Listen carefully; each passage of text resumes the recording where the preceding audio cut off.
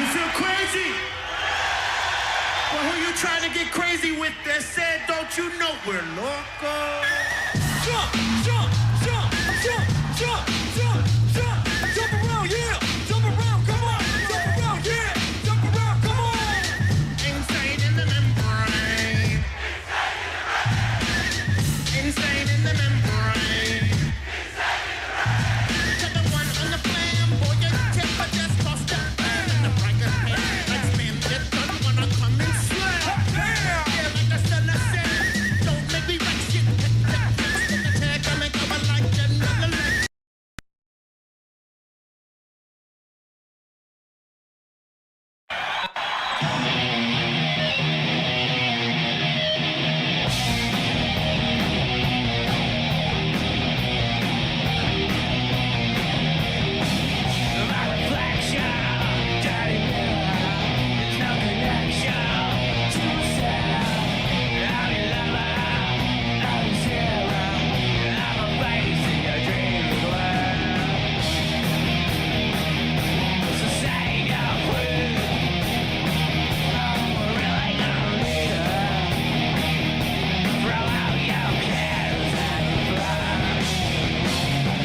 Wanna go for a ride?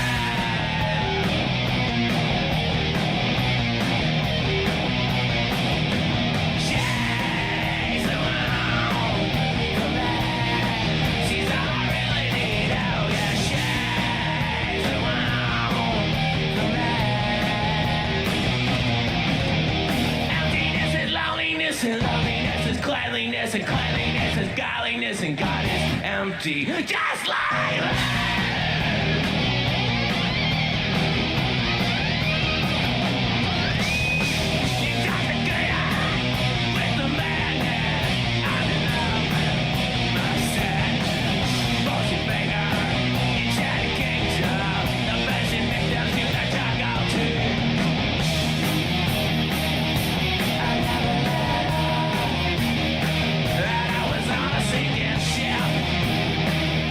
I never let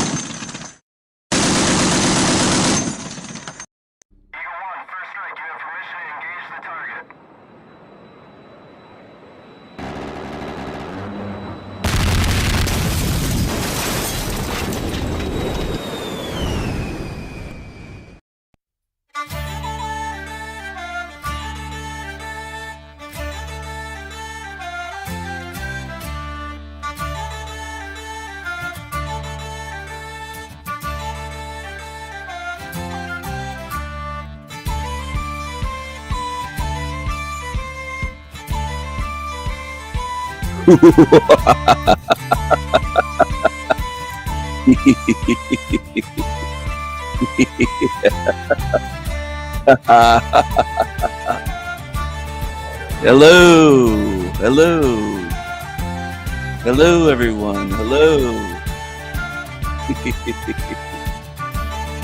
hello, hello, hello.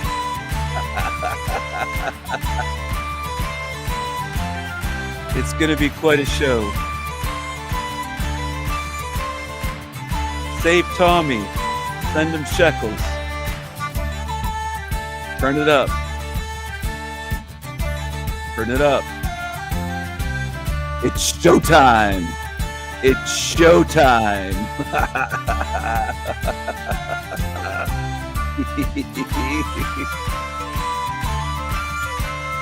Turn it up. Turn it up. Come on, my niggas. Come on, my niggas. VIPs only. Come on, my niggas. Come on, my niggas. VIPs only. I love my cult. I love my cult. And ladies love El Diablo. You know it's true.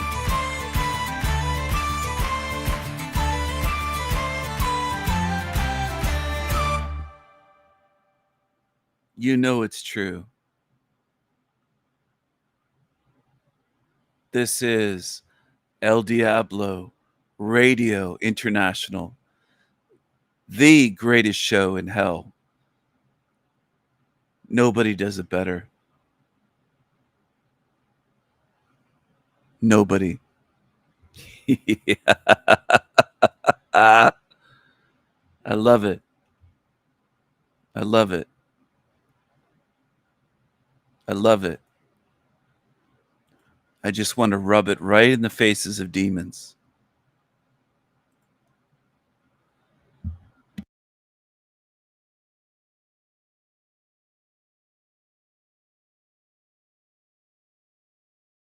Is for you, and that this holiday is also a good reminder, especially for white people, that not everything is for you, and that's okay. If you want to know how to recognize the holiday and acknowledge the holiday, pay a black person. Whether it's a Venmo, a PayPal, a Cash App, whether you shop from their store, whether you invest in them through way of Patreon or something else, pay black people. You have to think, we're celebrating our Freedom Day, our emancipation from being enslaved, and we have yet to receive any type of reparations for the many, many, many centuries that we were enslaved and considered property of people and less than human beings. It's so interesting that we're asking white people who never enslaved other black people are, arguably not racist, although they would argue that you are inherently racist by virtue of being born white. You have to pay black people who never experienced enslavement and the oppression that they speak of historically in this country. Just sit this one out, y'all. This holiday is also a good reminder, especially for white people, that not a cent. I won't give them a cent. I don't owe them anything. If anything, they owe me for what they've done in general to my people and trying to brainwash children. They've done harm in my lifetime, in the present modern day, in the present moment, you might say. You might even say in the present moment.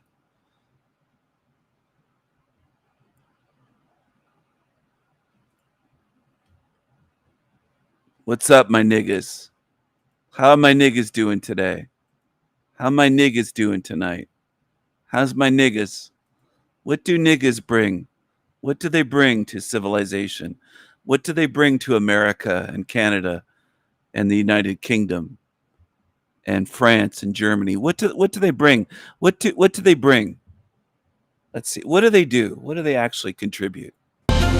New tonight, some neighbors are dealing with a crisis in their apartment community near Grandview Heights. They called 6 on Your Side for help because they say crime is taking over and hundreds of strangers are too. Aaron Simonek joining us live from Runaway Bay Apartments. Aaron, what you are about to show us is shocking to say the least. Oh, absolutely, Jessica. Just imagine hundreds of people taking over this apartment complex who don't live here and don't pay rent, partying at the pool, the beach, and even the parking lot. Neighbors who do pay rent say they're concerned for their safety after even hearing gunshots earlier this month. Yeah, got a new show for y'all. Got a damn good show. But before we get to today's video in Sub-Saharan America, don't forget, got a new giveaway. Cummins Turbo Diesel, $10,000 in cash. But in case you missed, I'm also giving away a King Ranch F-250 camper. That's over $250,000. It's our biggest giveaway ever. That's over $250,000 in white privilege. Go to my website, officialhorsestwins.com. Anything you buy on the site, get you automatically in and win. Yeah, so this is a bunch of Sub-Saharans taking over apartment complex? Seems like it. I mean, what can they do to stop it? The cops ain't gonna show up for that. They ain't got time. Yeah, they will. Cops gonna show up and kick out like 500 Sub-Saharans? No, man, you gotta get the National Guard. You gotta get a SWAT team there. This ain't they ain't gonna roll up. Yeah, the cops outnumbered. Yeah, they ain't gonna roll up a couple SWAT cars and say, "Hey, you guys got to take off." No, man. Yeah. Boom. Send the National Guard out there. New tonight, some neighbors are dealing with a crisis in their apartment community near Grandview Heights. They called 6 on Your Side for help because they say crime is taking over and hundreds of strangers are too. Aaron Simonek joining us live from Runaway. The residents called the news station. Hey, we need some help. These Sub-Saharans are taking over. Bay Apartments. Aaron, what you are about to show us is shocking, to say the least. Oh, absolutely, Jessica. Just imagine hundreds of people taking over this apartment complex who don't live here and don't pay rent, partying at the pool, the beach, and even the parking lot. Neighbors who do pay rent say they're concerned for their safety after even hearing gunshots earlier this month. At first glance, the Runaway Bay Apartments seem like a dream, a picturesque landscape nestled on one of these Scioto quarries. The gate is not locked. It is a free-for-all for whoever wants to come in and out of this place. But some people who call it home say it's become a living nightmare. I've had my kayak stolen, my paddleboard stolen, I've had my car broken into, but yet we can't talk to the trespassers. Carrie Cassidy has been renting here for a long time and says crime is only the start of the problems. There's a dangerous and disturbing trend happening involving pop-up events where hundreds of strangers take over the property, including the pool, the parking lot, and the quarry beachfront. All of this on private property where they don't live or pay rent. The front gate has been broken for... Man, look at all those Negroes. They don't even live there. Man, the audacity you gotta have to go into this property where you know you don't live and use all their amenities. That's culture. Absolutely no social intelligence. It's almost like they're unhuman. What? I got too much of a conscience to go with a bunch of other Sub-Saharans and then invade someone else's private property, an apartment complex. Yeah. I would feel guilty. I couldn't do it. I couldn't find the courage to do it because I know it's wrong. Because you have a conscience. I have a conscience. These people don't. That's why I said I think they're unhuman. Months with people pouring in day and night with no control. I'm paying $1,400 in rent here. These people come in here and they act like they own the place. We get harassed. We get threatened with guns, with knives. We've had a shooting here just a week ago at our pool. Black fatigue. She's going down the list of things associated with the black community. What state is this in? This is Columbus, Ohio. We've been to Columbus. It's a red state. Yeah, but Columbus is a nice place, but there's a bad side to Columbus. Oh, yeah. And they didn't find out, hey, man, it's a pool over here, bruh. Yeah, man, bring the girls. Bring the Swiss and Sweet. Bring the snow bunnies.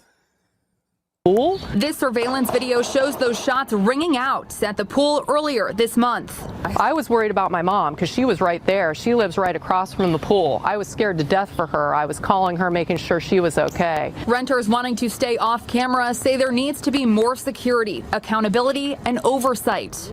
Yeah, they're scared. You ain't gonna find no security guard works there. If you do find one, it's gonna be dirty.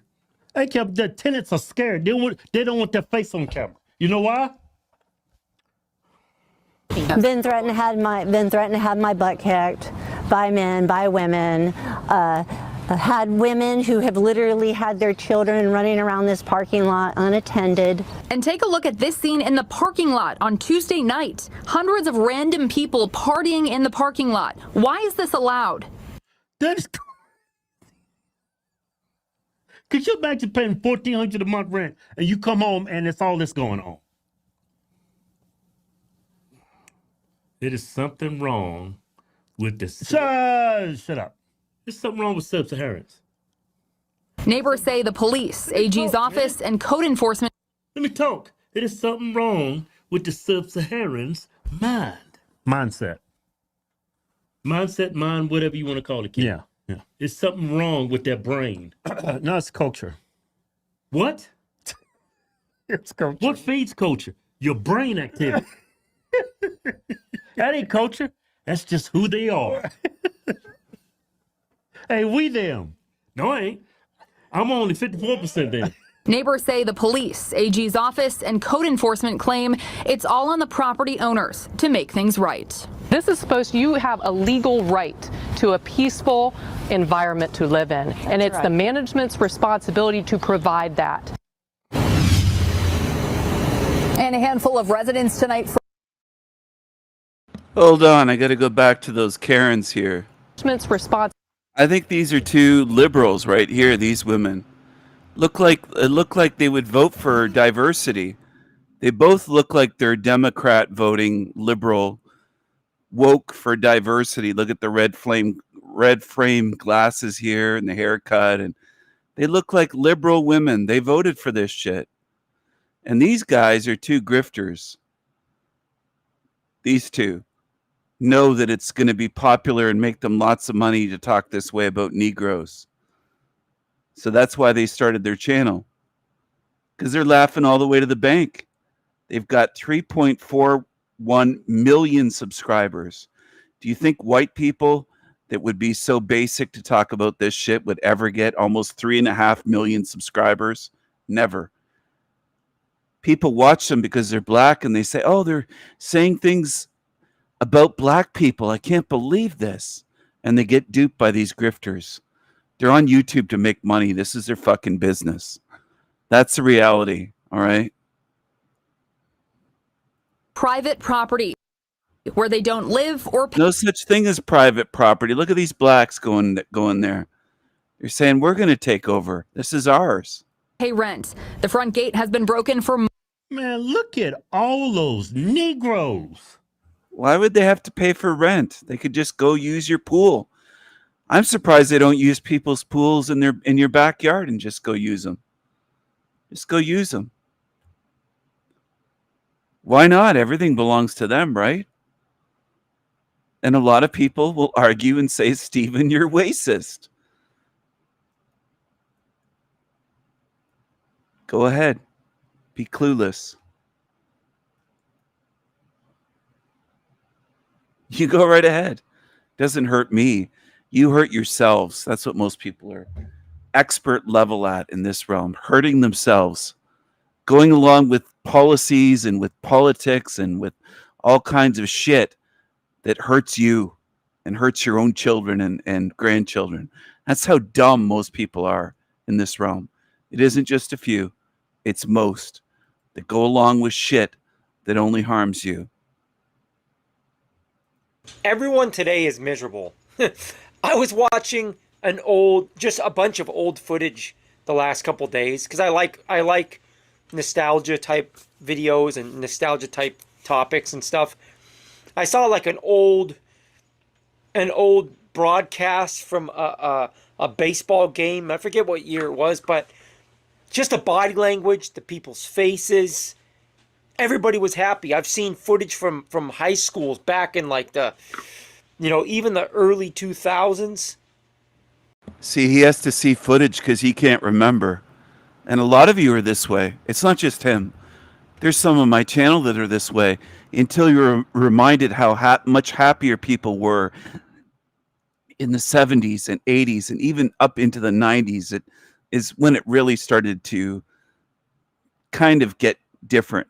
But post 2000 and post 2001, A Space Odyssey, the big event in Manhattan, things declined, and they're still on the way down. But this guy had to look at old footage, and that's like a lot of you. You have to look at TV screens to show you, oh, people used to be happy at baseball games. People used to be happy at music concerts. People used to be happy if somebody had a video camera in the 80s and they were having just some little get-together at a park or somewhere. People were much happier decades ago. But you have to see it on video because most of you can't remember. And that's the reality. I noticed that. And I'm going to keep saying it because a lot of you hate the truth, including some that come to my channel that are regulars that come here. You hate the truth. You hate hearing that you have no fucking memory. And I know it. Some of you don't. You don't have a memory. You can't remember that more people were happy in general and happier faces walking down the street. You can't notice the difference between 1985 and 2015 or 2025. You can't do it. You don't have the memory to remember when there weren't always these angry fucking miserable faces all around, which there are now. A lot of you can't do it. You'd have to be shown footage because you don't have a memory. And some of you didn't pay attention your whole life. So you didn't notice when people are happy, and you don't notice now that people are generally fucking miserable and look demonic. A lot of you can't notice.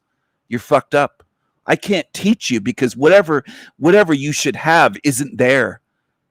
So there's no way to teach you these things. Because if I do teach you something today, you'll forget by tomorrow. Some of you are that fucked up. You're foobar. People's faces, everything looked a little different. There was a different sparkle in everybody's eyes. And for the last couple years, I've written most of the negative people and the doom and gloom that I see out in society. I've written most of it off as just a financial thing because the economy is affecting. Because that's what normies like you do. You write it off as just economic. You're always looking small, thinking small. It's just there's lots of poor people that are still happy.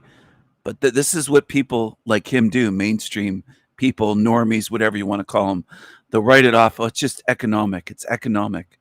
They're always looking for something simple, some quick and easy thing to say, oh, it's just this. Okay, I've got that figured out. You don't have this fucking realm figured out.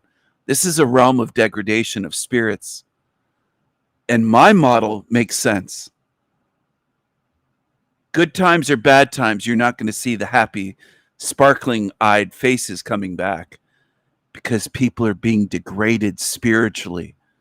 And a lot of you don't like to hear that. Go to the shit channels. Go to the low-level normie channels that'll tell you it's just the economy. People are working too much. It's just smartphones. People are looking at their phones too much. It's just this. It's just that. And they always go to the surface explanations. And that's where some of you want to be. You want that level. That's all you can handle. And you're in the wrong place. You don't belong on my channel. And I've told you that lots of times. Some of you do not belong here. You want the surface level explanations, the mainstream physical explanation shit. It's because people are stressed. They're not making enough money. That's what you want to go to. You want to keep it simple and surface. And you don't want to understand this realm. So you don't belong on my channel. I don't know why you come over here. You don't belong here. So many people and hard times, inflation and all that good stuff. But I think it's more than that, dude. I really think it's a lot more than that because I've seen videos of people in the slums. There was still a level. You know what liars will say? They'll say his model is just calling it a hell realm.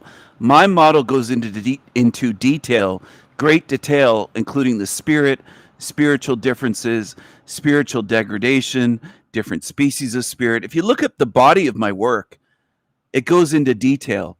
I'm not vague about these things. I'm very detailed about what I'm speaking about. And there's very few that study my model enough to understand what the fuck I'm talking about. So be it. They don't have to understand. I've tried to help you out. And this is addressing humans in general. I've tried to help you out. If you don't want to look into something that's handed to you for free on a silver platter that took me a lot of work to put together and to release this way, So be it. Be lazy. Go right into the bin. That's where you're headed. You're already on that trajectory, and I don't have to do anything to put you there. That's where most people go, and they don't like to hear that, but too bad. My model explains this reality, period. And what most people do is what this guy on the screen's doing. They'll hop around to things that they know and that they can see, and then they'll say, but that doesn't fully explain it. I don't get it. Not everyone's poor. How come rich people are so fucking miserable looking? Rich people getting out of expensive vehicles and driving into their mansions, and they all look fucking miserable. Rich, middle class, poor. If you're in America or Canada, almost everybody looks miserable or demonic or both. That's reality. And even some normies are starting to notice, but they can't figure out what's going on. They notice what's right in their face, some of them. Not a lot of them, some of them, like this guy. But they're bewildered and confused. Look at his face. He doesn't have it figured out. He doesn't know why they're this way. He can't put his finger on it. No matter what he says from this point, I can see the confusion on his face. Some of you can't do that. You can't read simple body language. You've been so fucked up in this realm that you could look at this and you don't even know what his expression means. Some of you could look at a happy, smiling face. You wouldn't see happiness, even if the eyes are smiling and it comes across as a real, authentic smile. Some of you are just fucked. I can't help you.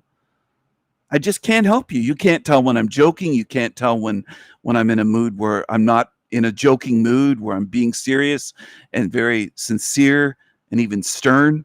Some of you you're fucked up. You can't tell anything. You just can't.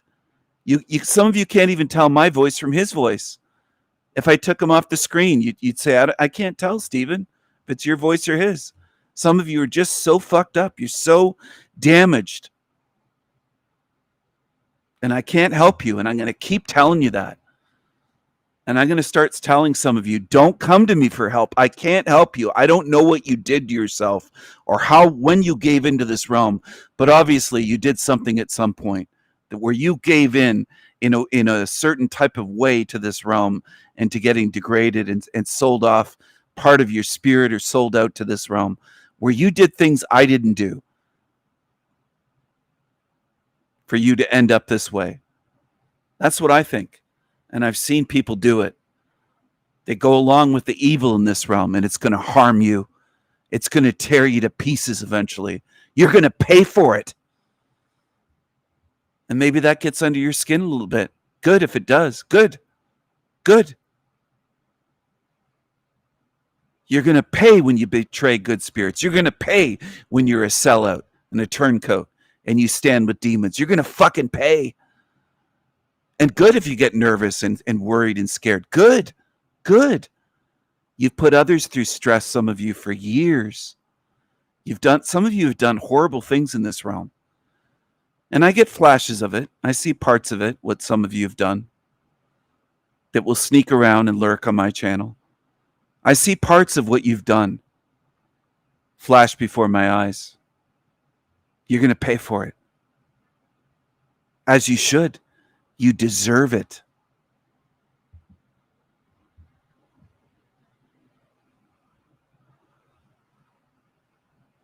You're going to know a kind of justice that, as far as I can tell, has never occurred in this realm before.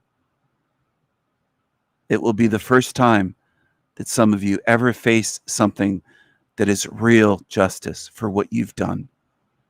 You evil fucking creatures. Of happiness in everybody's eyes that you just can't find anymore.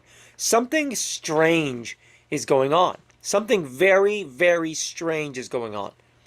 I don't know if it's just these cell phones doing something to our brains where we can't connect on a level that we... Sorry for jumping in again, but I'm not surprised. They always go to, it's got to be this. It's got to be that. The surface stuff. Oh, I don't know if it's cell phones or it's something. It couldn't possibly be spiritual, though, right? Do you get what I'm saying? Do you see the difference? Because I see it as spiritual. There's a spiritual war and spiritual degradation going on here. It's not just a war on minds. or on physical bodies or on your air, your water, your food. It's not just cell phones and radiation and frequencies. There's a spiritual war. And I'm going to say it that way on purpose. I hope sometimes this sticks in your mind and like a fucking splinter. There's a spiritual war going on. And no matter where you move, you're not going to be able to avoid it. There's nowhere you can run and hide in this place. Nowhere. You're going to have to face it eventually. And I know some of you will argue with me and say they'll never face it. It's going to come to you. You won't be able to hide. You won't be able to dig yourself in a deep enough hole or a bunker. That's what's coming. And good. I'm glad. I'm not sad about this. Some of you are so warped, you don't understand what the fuck I'm talking about. You'll go into your fear programming mode. This is what has to happen. There has to be a spiritual war. I don't want to coexist with demons like some of you are comfy with them. You just don't want to fight. You don't want to fight evil the way I do. You don't want that, some of you. Some of you. And I do. I envision them being torn to pieces, these demons, all the time. Evil will pay for what evil has done here. It will pay. That's even if you're shaking your head saying, no, doesn't matter. You can try to defy me and resist me if you want to. I'll throw you into this fucking hell realm, and I'm warning you right now. You want to stand with demons or stand in front and try to shield them and protect them like a fucking fool? Then I'll treat you like a demon. And that's how foolish some of you are. I won't be shocked if you do that. I won't even shock me for half a second where you think that, oh, he'll be so shocked we'll be able to swoop in it. No, I expect it. I expect it because I see how many are disloyal in this realm, how many turncoat, how many pretend to be on the side of good and truth, and they're really covertly team evil. I won't be shocked. I will throw you into the pits of hell with a smile on my face, saying, good, another one showed what it is, and good, they're gonna pay. We used to, or that we're supposed to, doing something to our brains where we can't connect on a level that we used to or that we're supposed to. Something has changed in our brains. It's not as simple as money. It's not as simple as, the dating market being worse than ever before. The simple things in life that people used to enjoy, they're no longer enjoying. Something has been rewired in our brains from these phones. We are losing the ability to take the phones away and then see. They always want to have these simple, most people are simple. They want simple explanations for everything. They don't want to say it's spiritual. They'll just say it's the phones, it's the food, it's what's in the water, in the air. It's what they want to go to. It's all physical. They have a materialist view of life in general. Now, it's just what's happening to our brain.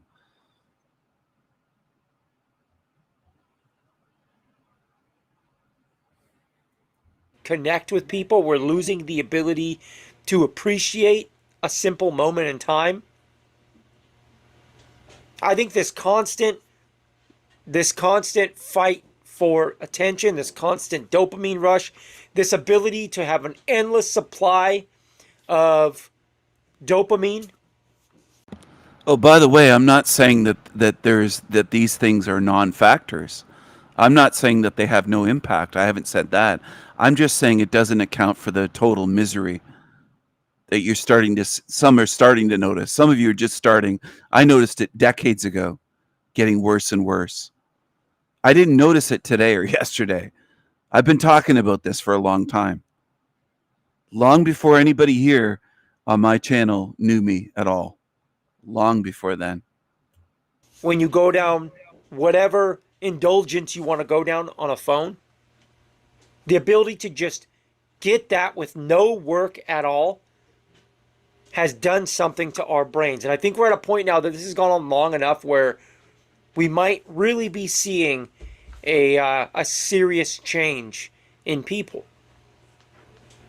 Because throughout my life, when cell phones got popular, people would bring this topic up, and everyone just kind of stopped talking about it because you assume, well, I can just audit myself and get off the phone and, I'm going to be all right. Like a typical addict would talk that way, right? But I think now we've gotten so many generations that have grown up with this and base every waking moment of their entire life on the cell phone, smartphone. I think we might be so far into this now that to fix it is kind of out of sight at this point. When you have children that grow up at like developmental, like early stages using this for everything, that is a problem. So they just think it's smartphones and the internet and dopamine and social media that have changed beings. So I see the same low-level stuff all the time. I've seen it for years and years. The world we grew up in no longer exists. Glad. You can't even put I'm. People can't even string two sentences together. So that's very common on the internet. They can't even type two complete sentences without bad grammar, bad spelling, or just nonsense. Glad to see it's not just me noticing this. People will come up with all sorts of destroying fathers, men, and family, and hatred of God. I saw this coming since the 70s. Yeah. It's hard to find people who are real anymore. Your God is really fantastic.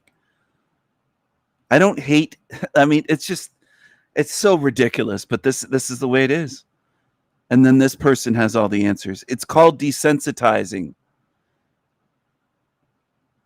That's a complete sentence. You should have put a period there. It's been going on since the 90s. Get yourself a dirt bike and leave the world behind. You just do something simple. I'm not miserable and people really hate it. And yet the person's face doesn't look happy whatsoever in his avatar. A lot of people are not honest. They're liars. They lie to you. They lie to themselves.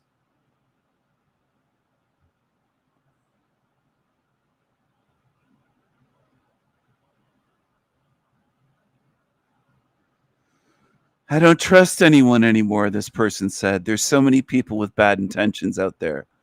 Well, that's true, but that doesn't explain how it got this way.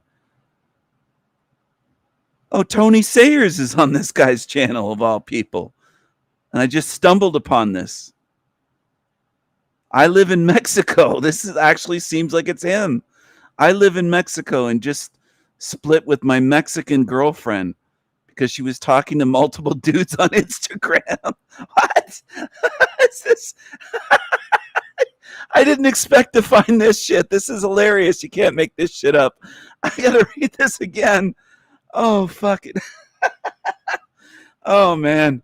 I live in Mexico and just split with my Mexican girlfriend because she was talking to multiple dudes on Instagram. They have so many options. Passport bros need to understand it's happening everywhere. Fucking hell, man.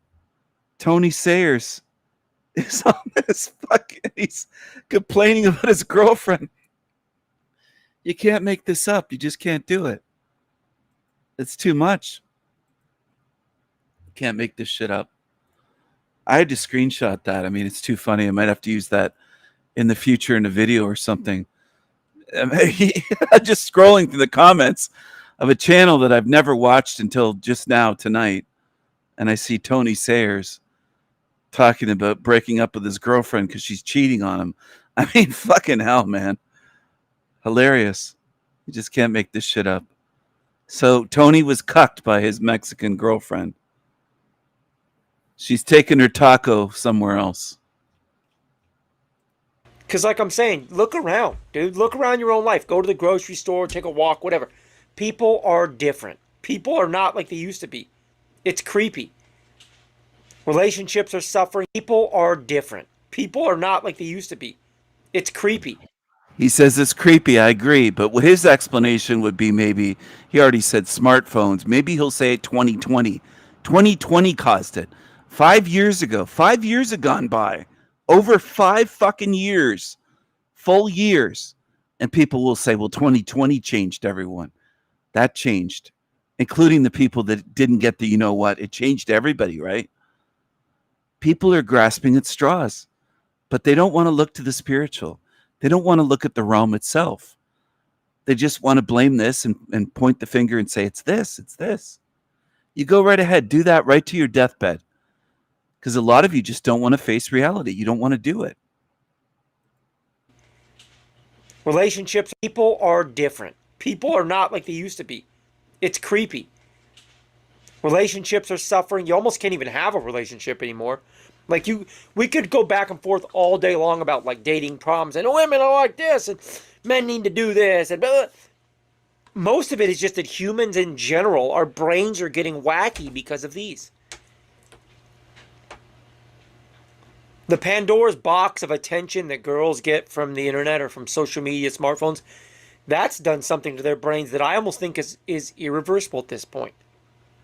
Even when you guys want to talk about passport bro bullshit, dude, most of these countries you guys talk about, they have internet.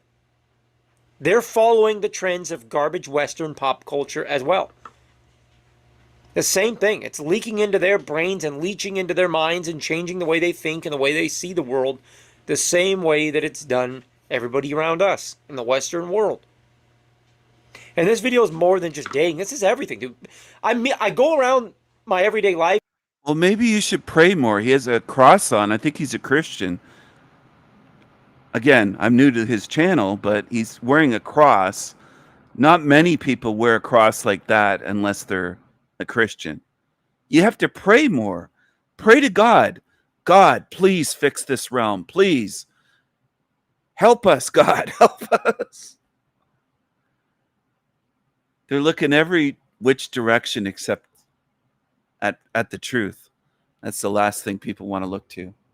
It's just smartphones. Get rid of the phones and everyone will be back to normal again. It's not a hell realm. It's just smartphones. That's the problem. There's only one problem, one big major problem. Smartphones with social media. If we could just get rid of that. Life and try to communicate with people and get better at like talking to strangers. Nobody's even able to be happy anymore. Like, people have lost the ability to even be happy. If something good happens, it almost feels like people see something happen and go, I know I should be happy and this should feel good, but for some reason I can't quite feel the feeling of happiness anymore. And if they do, it's fleeting, or it's just not quite the depth and the richness of happiness that people used to enjoy in the past. I hope this video is making sense, because I'm kind of just on a brainstorm right now. I don't know how we fix this as a society and as humanity. Like, you go on social media and stuff. Social media is just pure garbage. Like, it's you can fix it. You can fix the realm. You can fix humans. You can fix it all. Just focus on fixing it for the rest of your life. As it gets worse and degrades, just focus on fixing it. Right? See, that's not what I teach, but these other channels will tell you that. Go ahead, follow them if you want. I'll drop a link to this guy's channel. If you think he's on the right track, you go right ahead. Go right over there. I'm not afraid of people leaving my channel. You can leave for good if you want. Go over to his channel. Lap it up like a kitten to milk. And work the rest of your life trying to fix this. Go ahead. Like, you go on social media and stuff. Social media is just pure garbage. Like, it's literally nothing but garbage. Social media is just an addiction loophole to keep you coming back to whatever when I say an addiction loophole, people think I'm talking about just women shaking their ass. No, I'm not talking about just that. I'm talking about an anger addiction, a doom and gloom addiction, a fear addiction, a sexual addiction, whatever. Even all of the crime stuff you guys watch that's making you angry, or the division of any kind, race, religion, political affiliations, whatever. All of the division, it's just, it operates in your mind on the same addiction pathways as anything else. Don't let them divide us. We should all be united with the demons. We're all one, right? Right? Don't let them divide us. This is, again, the way normies think. All these divisions, they get all wrapped up in this, watching television and the news. This shit is screwing with us bad. Like, it is, we are being ruined by the smartphone. The smartphone is ruining humans. It is.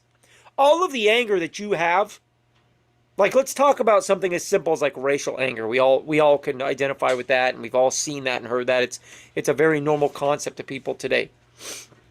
One of my good friends who happens to be black, we've gone back and forth about this theory that these social media platforms are very good at division, and they don't care about the issues that their division causes as long as they get more eyeballs on their platform, more engagement.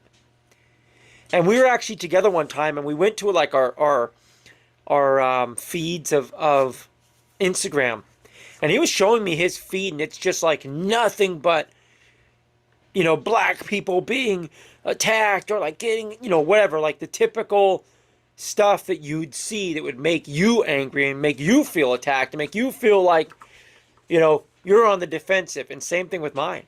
I go on my social media, and there's a lot of that stuff too, in the political realm, and crime stuff, and these black Israelites that are like whitey haters, like. And I'm not searching for that stuff ever. Never have I searched for that on my phone. I don't know why it pops up. Him and I were talking about it for a while, so maybe that these phones are just listening and they bring this stuff up on our phones. But regardless, the perspective was completely opposite. The perspective we were both getting on our phones was for him to see me as the enemy and for me to see him as the enemy. And if you consume that stuff and you give into that, you will be a product of that. And I digress. That's not really the point of this video. The point of the video is just the smartphones in general and the unhuman ways we are consuming everything now. Like, this shit is weird. Like, do you guys realize how weird it is to live today? Most people not only can't communicate well, they don't want to. Most people don't want anything to do with anybody else. If you go up to the average stranger and like say hi and try to like make small talk, they're gonna like call 911. They don't want anything to do with anyone. Nobody trusts anybody anymore. Like, nobody's even happy. Like, I don't see happiness anymore in people's faces. And I think since COVID, since that virus that happened, that's changed a lot too. Something happened during the lockdowns and all this shit. Something happened to people. People have changed. I see it in their faces. There's like this element of humanity that's gone. We're not able to feel like we used to. Humans are not able to feel and connect like they used to. Something is happening.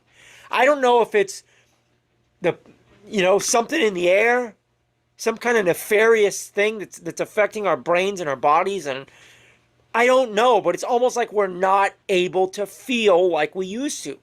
We're becoming robotic. I know I probably sound crazy to a lot of you right now, but I can't wrap my head around it. And if I talk to people about it, it's almost like they just stare at me and they can't even comprehend what I'm saying. Do you guys realize how shitty most of our lives are? And I don't care. I'm not talking about money. I don't care how much money you have. That's not what I'm talking about. People today cannot enjoy the simple things in life that you're supposed to enjoy. They just can't do it. And if I bring it up, they look at me like I'm talking in a language that they can't understand. Like I've said in other videos, have you guys ever taken the time in the last however many years to just go somewhere and just sit in the grass and just chill and try to not think about any of the negative doom and gloom bullshit? It's almost impossible now. And people can't enjoy that anymore. Our perspectives are so fucked up because of smartphones in every element of our life. Our perspectives are just twisted, man. People today almost can't be happy. Something is happening to our brains where we are not able to be happy. I don't care about money or anything. I don't care what situation you want to put them in front of or put in front of them. They can't feel happiness anymore. People can't connect on a level that they seem to have used to be able to connect. Look at old videos, nostalgic videos. Look at like old footage from a mall or from a high school or from a park or from a ball game or anything. People's eyes are not like they used to be. There isn't joy and life and love in people's eyes like there used to be. It's going away. I don't know how phones have done this, but they have rewired our brains in a way that we can no longer feel joy and happiness.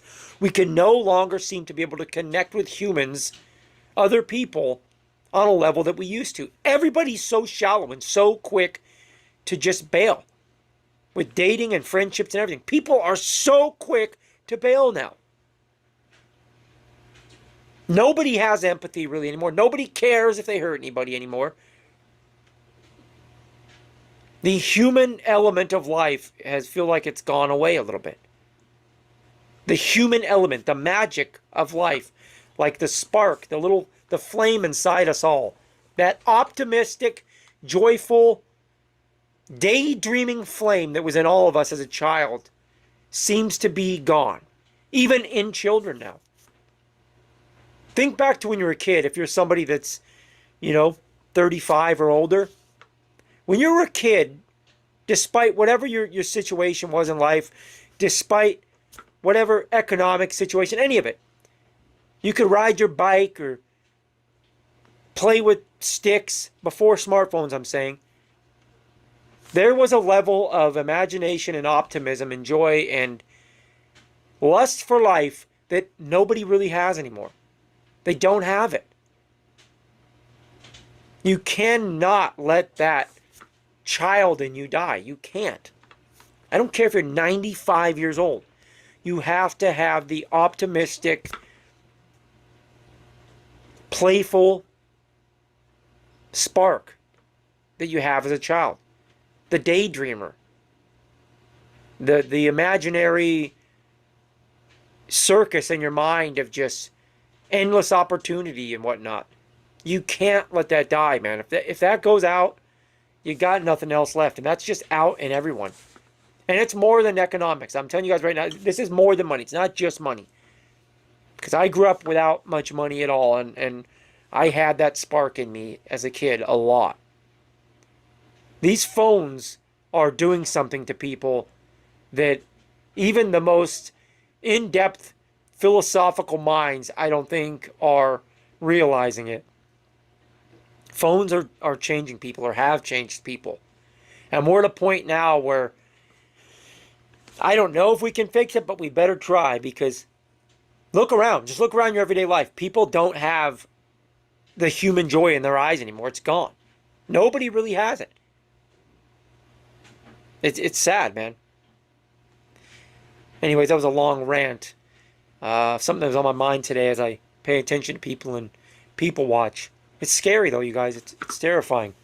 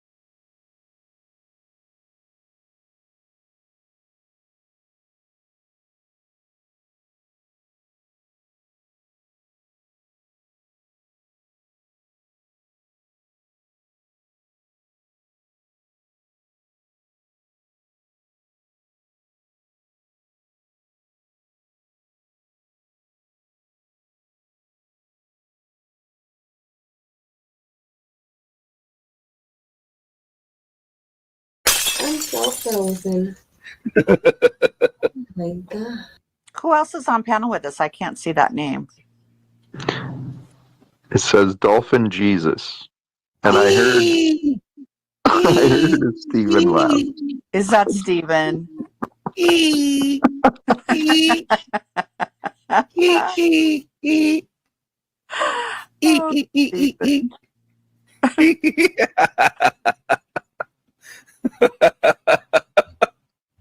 Hail to the king.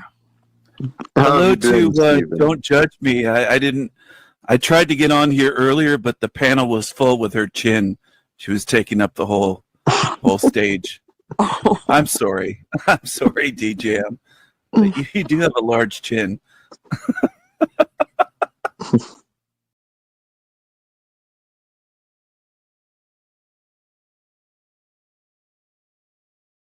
Your favorite first cousins. Hello, everyone. This is part of my esoterica series, The Degradation of Spirits in Hell Realm. That's what this place is designed to do. It is designed to degrade spirits, not just bodies, not just minds, not just societies or civilizations. It is designed to degrade spirits. You're in a demonic realm. They want you to become demonic like them. Whatever they are, all right? You might not call them demons. Some of you are very resistant to using that word. You don't like the word for some reason. Bothers you for some reason. So be it. This realm is trying to turn you into that. It's trying to take what you are. It's trying to take your care, including your care for others, your care for truth, your care for yourself. It's trying to remove your compassion, your empathy, your kindness, all of that. Take your personality, take your being, your identity, and your spirit. If you pay attention, some of you may have noticed family members that don't seem the same as they were when they were children or perhaps teenagers. Maybe they made it into their 20s with their personality the way they were. I don't know. The situation varies. It's not all the same. But I've noticed people that can't make it to 30 years old without becoming demonic. And I remember them being different when they were young children. This realm has an impact on spirits. It's designed to do that. It's not broken. Okay? It's designed this way.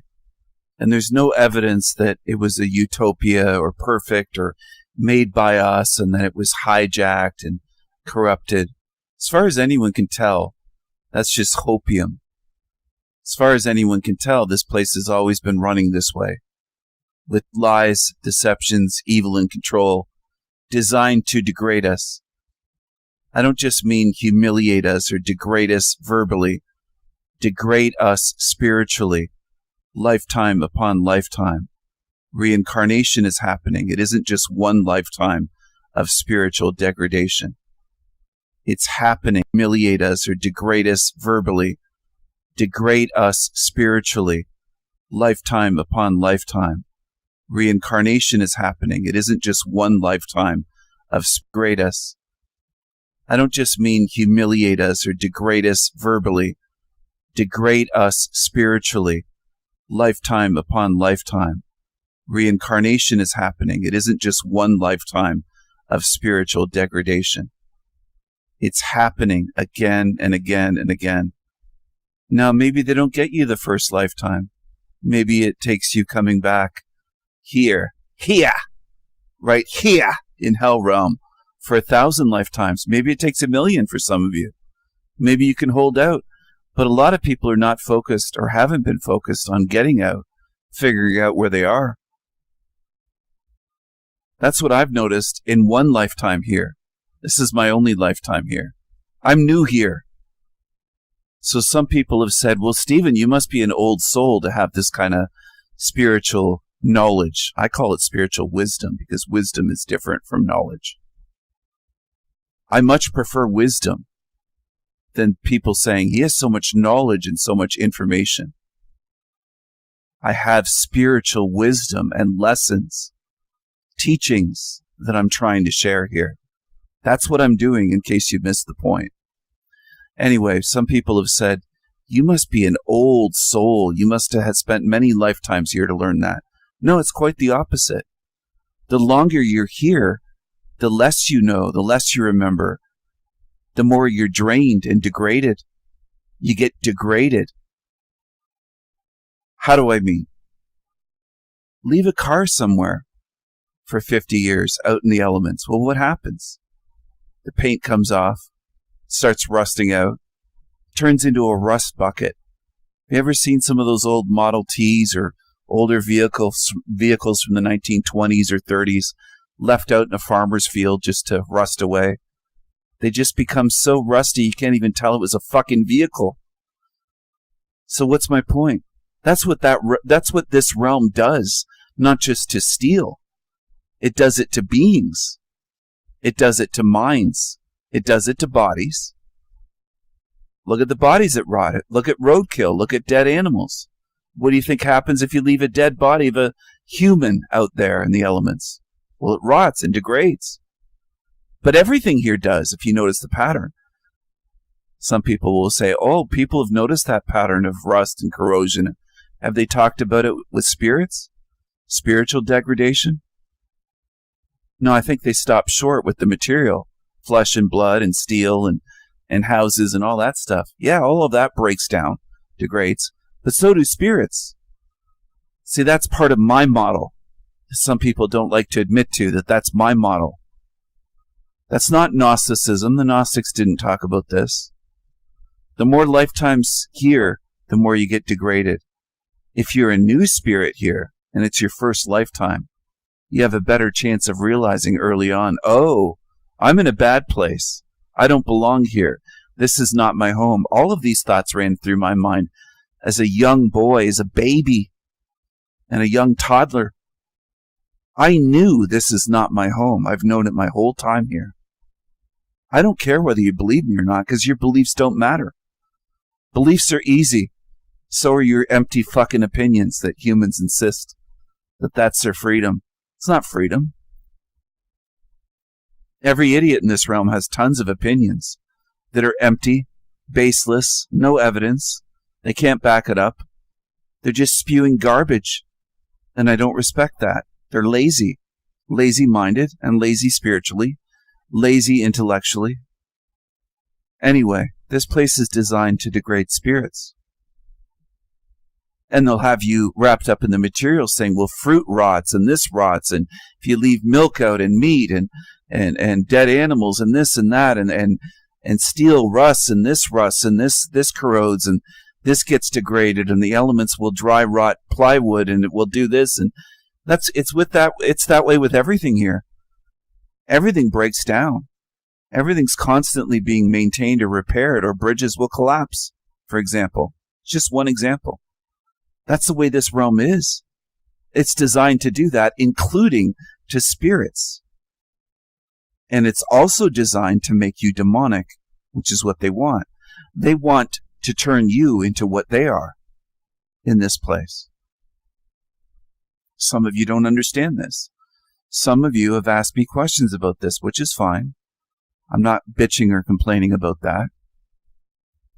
Some have said, Stephen, can this place degrade spirits? Or are we eternal? You might be eternal, but capable of being degraded. Doesn't take away your eternal aspect, but that might not be the case for everyone. We might be different. There might be spirits here that are not eternal, that can be degraded to the point where they just no longer exist. It might take 10,000 lifetimes here. I don't know for sure. Neither do you. So this is part of my theory, part of my model. But I've observed spiritual degradation. Here. in one lifetime.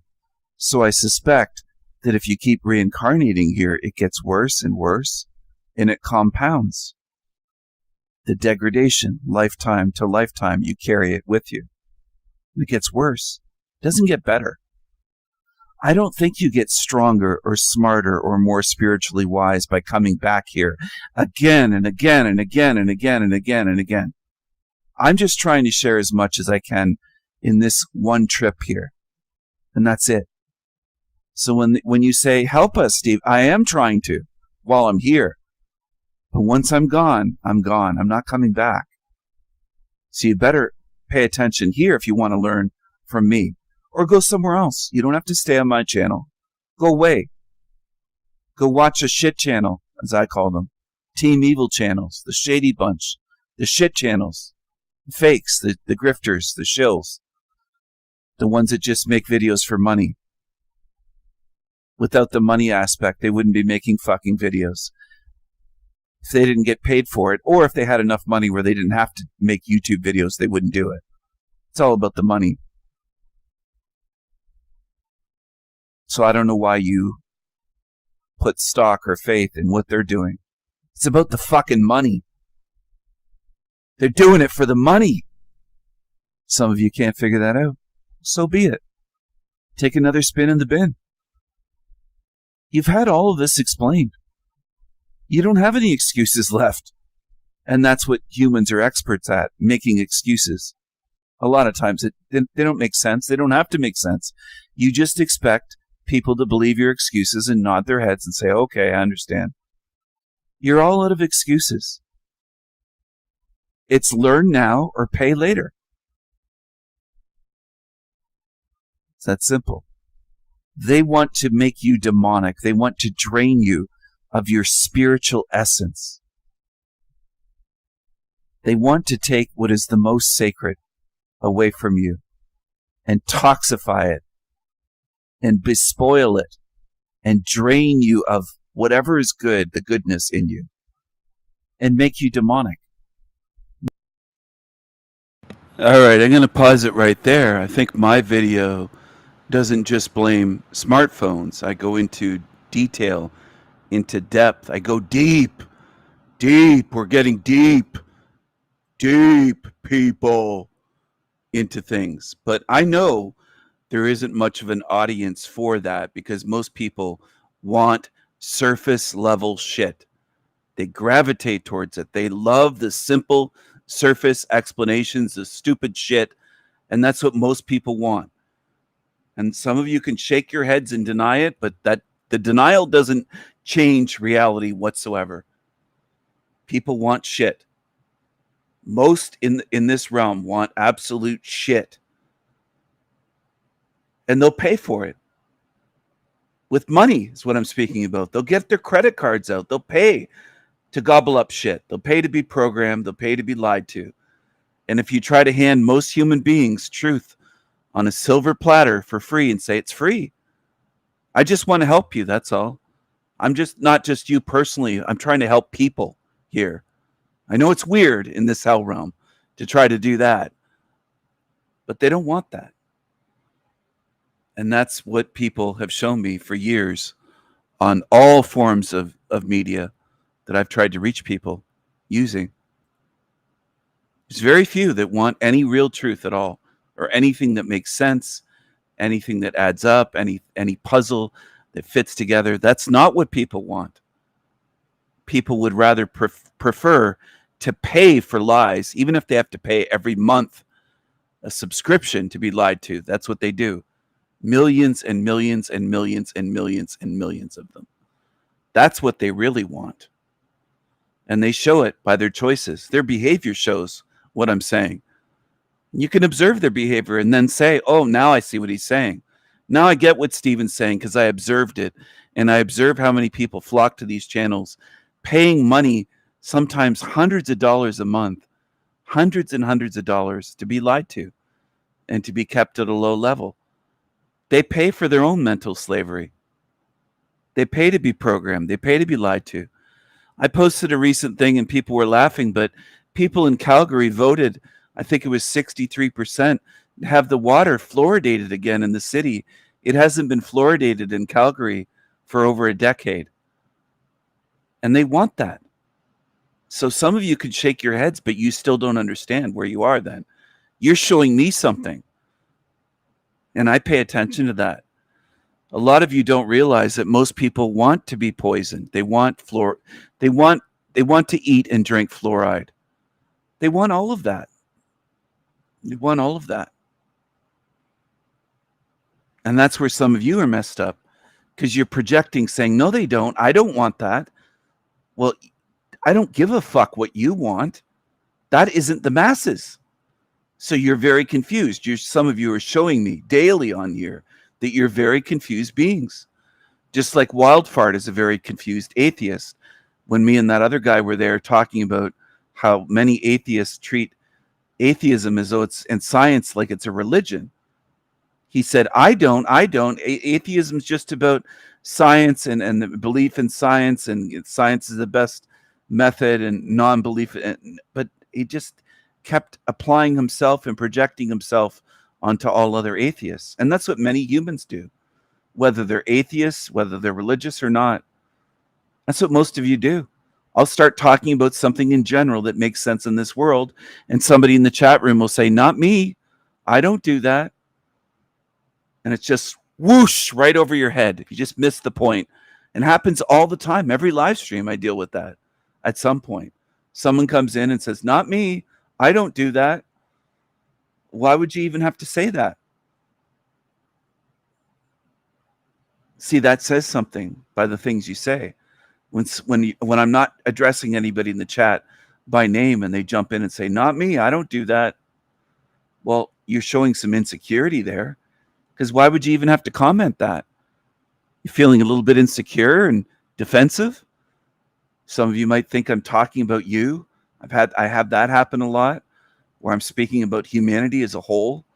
People will take it personally. There's a lot of issues here that people should work on. And I know they don't like hearing it, because they want to just say, well, I woke up, Stephen. You woke me up in the past couple months. And then kind of brush their hands and say, done and done. I'm all done. As though they understand it all, and they have no work to do. It's incredible the way humans are. It just is. Most in this realm will never work a lifetime trying to understand where they are. They won't come close to doing what I've done. They just won't do it. You could take that as egotistical or arrogant. That's what people do as well. They insist on missing the point. Most humans go out of their fucking way to try to miss the point. I'm saying that I'm unusual. Most people won't do what I do. Most people want to say within a month or two, as quote unquote truthers, that they have it all figured out and that they're never going to be duped again. And it's all just bullshit talk that I don't buy at all. I don't know why you would ever say that stuff to me. You make yourself look worse, not better. You don't get my respect that way. Quite the opposite. To me, it sounds like a baby truther yapping, going blah, blah, blah, blah, blah. I'm this, I'm that. I have it all figured out now. I'm no dummy anymore like I was 3 months ago or 5 months ago. It's just bullshit. It doesn't fool me. It doesn't get me to respect you, and it doesn't fool me. People try that shit all the time. You got a lot of work to do if you've only been looking into this stuff for 3 months, 5 months, 6 months. If that bothers you, too bad.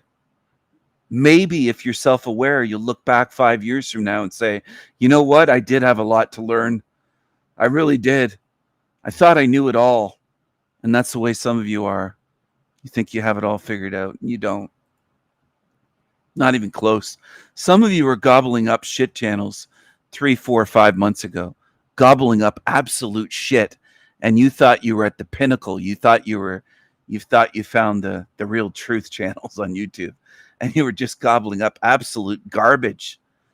And you don't even know how you look to me. I'm not saying this to shame you or humiliate you, but the way you looked was worse than a homeless bum digging through trash right in front of me and eating it out of a trash bin. That's the way you looked. But to you, you thought you were gobbling up real truth. You were that unaware. And a lot of you have a lot of work to do. Some of you still think I call them shit channels just to as an insult to put them down, a mere insult. You just don't get it. You don't get it. If you can't tell the difference between those channels and mine and what I'm doing, you're very lost beyond what I suspect you can even be aware of. You're so lost. And I'm not saying it to guilt you, shame you, put you down, disempower you. I'm saying it because that's what I see. That is truly what I see with some of you. You think you have it all figured out. Some of you have only watched 5 or 10 esoterica videos, and mostly you've watched my live streams. You don't even understand my model, really. It's just incredible. That's the way people are, though. Maybe on your deathbed, you'll say, fuck, I wish I would have paid more attention. I wish I would have looked into these things more to understand. But I can't force anybody to try to understand. I know most people in this realm are lazy, especially spiritually lazy. That's the greatest form of laziness here. Spiritual laziness. It's more than mental, more than physical. Hey, yo, Team Evil Putos. Who you trying to get crazy with, essay? Don't you know I'm loco? Yeah. You come over here into our hood, you gonna get wrecked, homies. You gonna get wrecked. Putos. Hey, yo. That was Mexican Jesus with a message for Team Evil. Okay, my friends, welcome. That was Mexican Jesus with a message for Team Evil.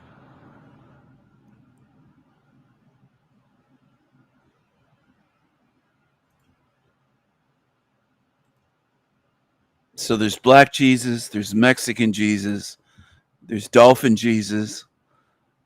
I've created all kinds of characters to try to help you understand things. I could create more. I'm not out of ideas. But I'm not out of ideas in a realm of zombies. Most people don't understand even what I'm doing. That's the reality of this place. I might as well be whistling into the wind or singing into the wind for the most part. There's very few in this realm that understand what I'm talking about and understand what I'm doing. Very few. Hello, R.I., my nigga. What's up, my nigga? Very few understand, and very few try to understand anything that matters.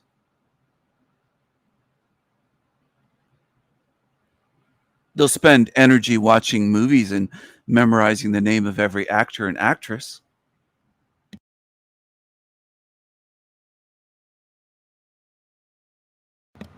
They'll memorize every baseball player or hockey player and their stats.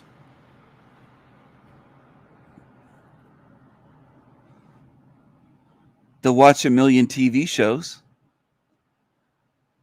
A lot of people just can't admit to anything. You spend your energy on shit. Your mental energy, your spiritual energy. That's what most people do. They just spend it on shit. That's what they do. They love it.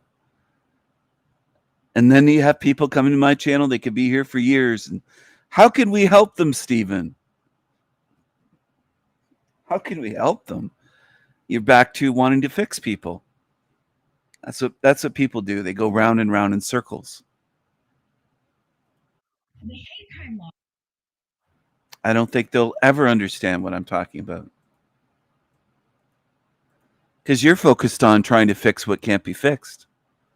You don't want to do anything that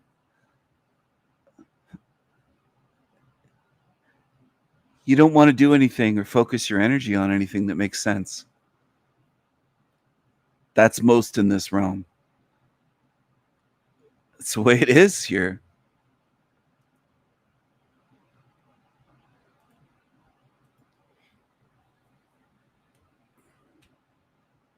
What's this about? The hate crime laws being used in Boulder today trace back to a very specific case the killing of Matthew Shepard in 1998.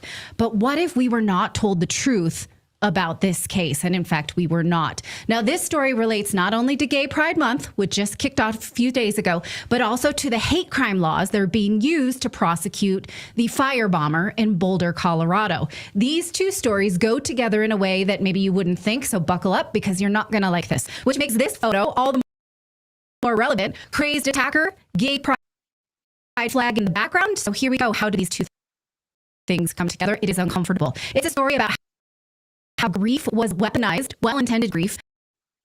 A myth became law, and now that law is giving the government the right to punish thought. So the suspect accused of firebombing peaceful pro-Israel demonstrators in Boulder, Colorado, has been charged with 16 counts of attempted murder, hate crimes, and a list of other charges. What he did was heinous, should be prosecuted, no question. But why are we biting on this hate crime bit? What even is that? Aren't all crimes hateful? A crime is a crime. Do we need a new category to punish a crazed man with a makeshift flamethrower? Attempted murder and assault should cover it. Labeling something a hate crime may feel satisfying, but it is dangerous because our legal system is supposed to guarantee equal justice under the law.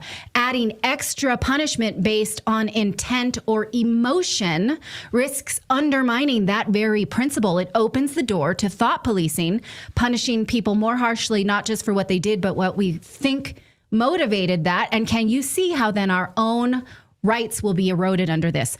Ironically, hate crime laws gained momentum under the Clinton administration following the 1998 death of Matthew Shepard.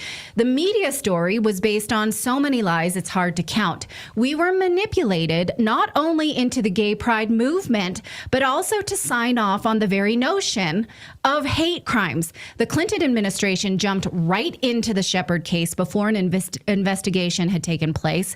President Clinton even called the hospital and gave a national speech about bigotry. 10 years later, we got this. President Obama signed the Matthew Shepard and James Byrd Jr. Hate Crimes Prevention Act. It added new protections from hate crimes for sexual orientation, gender identity, gender and disability. It removed federally protected activity requirements. So previously, a hate crime had to occur during specific federal activity like voting or attending school. Now, the new law removed that restriction so the federal government can prosecute hate crimes even if the victim was not engaged in such activities. So it looks like about a third of the people watching right now could not find the like button. I expect that. If you're going to watch my channel, you deserve to be guilted and shamed if you can't remember to hit the like button. It should be automatic to support my channel.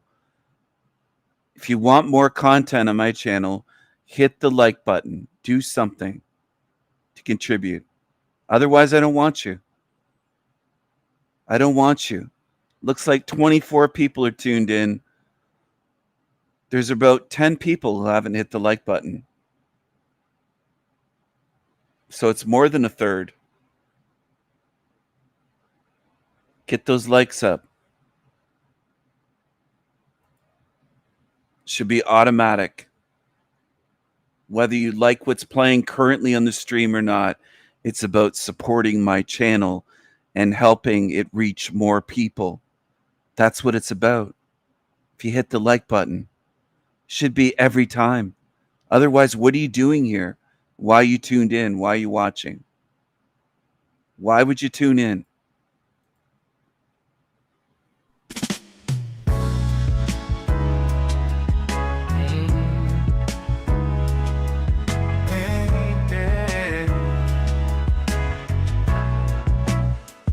Why you niggas gotta hate on me? Just doing what I'm supposed to do, being who I'm supposed to be, a motherfucking G. Oh, why you niggas gotta hate on me? Just doing what I'm supposed to do, being who I'm supposed to be.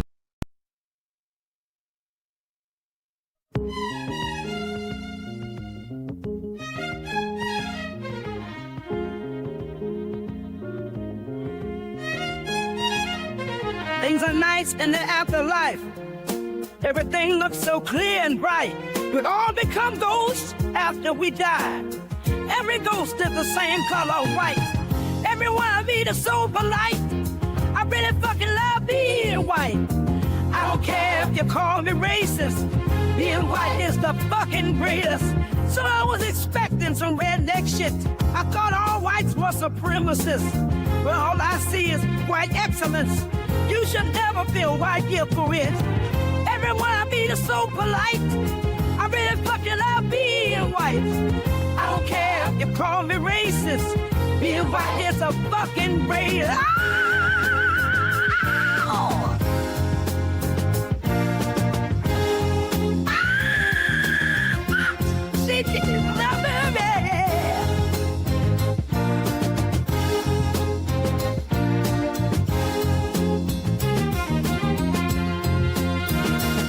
There's no more crime and no more fights.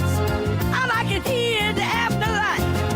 But if I ever get sent back, I pray I don't come back black. Oh, shit! We are all sisters and brothers, but ghosts only come in one color. Now that I'm white, I have to admit, being white is the fucking shit. Everyone I meet is so polite. I really fucking love being white. I don't care if you call me racist.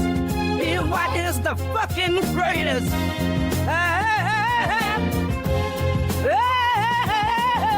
Everyone I meet is so polite. I really fucking love being white. So as you can imagine, I don't care if you call me racist. Being white. So it looks like the demons left. There were 24 here. 8 of them left. Rather than hit the like button, they decided to leave. Good riddance. prosecute hate crimes even if the victim was not engaged in such activities. So as you can imagine, this new power allowed the government to prosecute thought, to track ideologies, to expand its own power based on intention. Now, the public was sold this story of Matthew Shepard's death as an innocent man who was beaten to death for making a pass at a straight man. But in-depth reporting tells a very different story. The amazing reporting of Stephen Jimenez shows that the public was told a lie, and also not only to expand government powers, but to sell the gay rights movement and lie to gay Americans about the true danger that Matthew Shepard was involved in that got him killed, which was drugs and prostitution, not hitting on straight people. Jimenez himself is a gay man. He knew right away that he was being manipulated by this story. He spent months in Laramie, Wyoming, talking to drugs and prostitution, like a lot of them are into, and I suspect Tommy is one of them, and he hangs around ones like that. Gays that are into drugs and prostitution. All right. hours, but to sell the real story of the murder of Matthew Shepard. The Book of Matt. Look at this. Do you remember that was a big story? And that's where all these hate crime laws against gays came from. He wasn't killed based on intolerance for his sexuality. Most people don't give a shit. Okay? reporting of Stephen Jimenez shows that the public was told a lie, and also not only to expand government powers, but to sell the gay rights movement and lie to gay Americans about the true danger that Matthew Shepard was involved in that got him killed, which was drugs and prostitution, not hitting on straight people. Jimenez himself is a gay man. He knew right away that he was being manipulated by hitting on straight people, which was drugs and prostitution, got him killed, which was drugs and prostitution, got him killed, which was drugs and prostitution, not hitting on straight people. Jimenez himself is a gay man. He knew right away that he was being manipulated by this story. He spent months in Laramie, Wyoming, talking to people who had first-hand accounts. And no one that he talked to immediately thought this was a hate crime. Not even the murder prosecutors in the state at first. Why is that? Because many credible witnesses told Jimenez that Matthew Shepard and his killer, Aaron McKinney, had a long and storied sexual relationship and that they sold drugs together across state lines. Jimenez shows how Shepard had been engaging in very dangerous activity prior to his death, including drugs and prostitution, possibly motivated by the fact that his autopsy showed he was HIV positive, which may be why he was so reckless. Now, just a few months before his death, he had his jaw wired shut because he reportedly made a very aggressive pass at a straight man who punched him. Jimenez reports that Shepard tried to report this punch as a rape, but when he was examined at the hospital, the physician found no evidence of rape, and Shepard himself dropped the account. Also, Shepard had previously been arrested as a sexual predator, according to Jimenez. Jimenez found that Shepard had been arrested for molesting 8-year-old boys, had received counseling, and been hospitalized for suicide. As a result of that, the prosecution in his murder trial moved to suppress this from the record during the trial in 1999. Now, Shepard's name is currently on that hate crime bill, along with James Byrd, who was a victim of one of the worst racially motivated murders in modern history. He was murdered by white supremacists. Now, I ask you, if you were Byrd's family and you knew the truth about Matthew Shepard, how would you feel about the two of them on the same bill? Also, there were 2 men arrested for the murder of Matthew Shepard. Only one of them was involved in a sexual relationship and knew Matthew Shepard. The other was kind of in the wrong place at the wrong time, and he got pistol whipped for trying to stop it. Take a look at this picture closely. What you see there is like a half moon shaped wound. That was consistent with the same markings on Matthew Shepard. He was hit by the same guy who killed him, and he never got a fair trial. I'm comfortable in saying he didn't get a fair trial because the prosecution got a plea deal by threatening him with the death penalty, and he signed away his rights to an appeal. In fact, he tried to make that case that he didn't understand it. He was only 21 at the time. The entire country was after him. He lost his attempt at an appeal just a few months ago. So why does this matter? Matthew Shepard was no angel, but clearly did not deserve to be beaten and left for dead in a cold overnight. On that, we can agree it was a horrible murder. The murderer deserved punishment, but it matters because gay men were never told the truth. Drugs and prostitution and HIV is what led Matthew Shepard into dangerous behaviors and into a dangerous situation, not hitting on the wrong straight man. It matters because our grief was manipulated. We were sold a sad story that left out these important details, such as the award-winning play, The Laramie Project, the song The Scarecrow by Melissa Etheridge, which is a song about intolerance, which was not Matthew Shepard's story. This NBC made-for-TV movie, The Matthew Shepard Story. Not one of them told us the truth until this brave gay man saw right through it, Stephen Jimenez, and decided to investigate. And what happens then when we don't catch the government and the media in these lies? Obviously, we get expanded government power, like the Matthew Shepard hate crime bill. There is obviously no need for a hate crime bill. Murder is murder.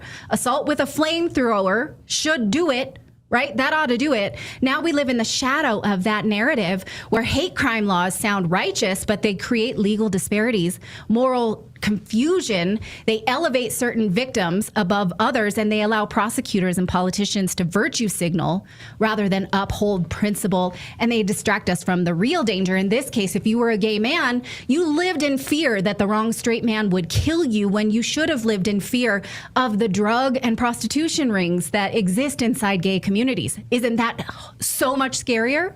Don't you think? So yes, the Boulder firebomber should have the book thrown in at him, but hate crime need not apply. We don't need new categories of crime. We need equal application of justice, and we need to tell the truth, even if that's uncomfortable. That's the only way forward. Let me know what you think of this.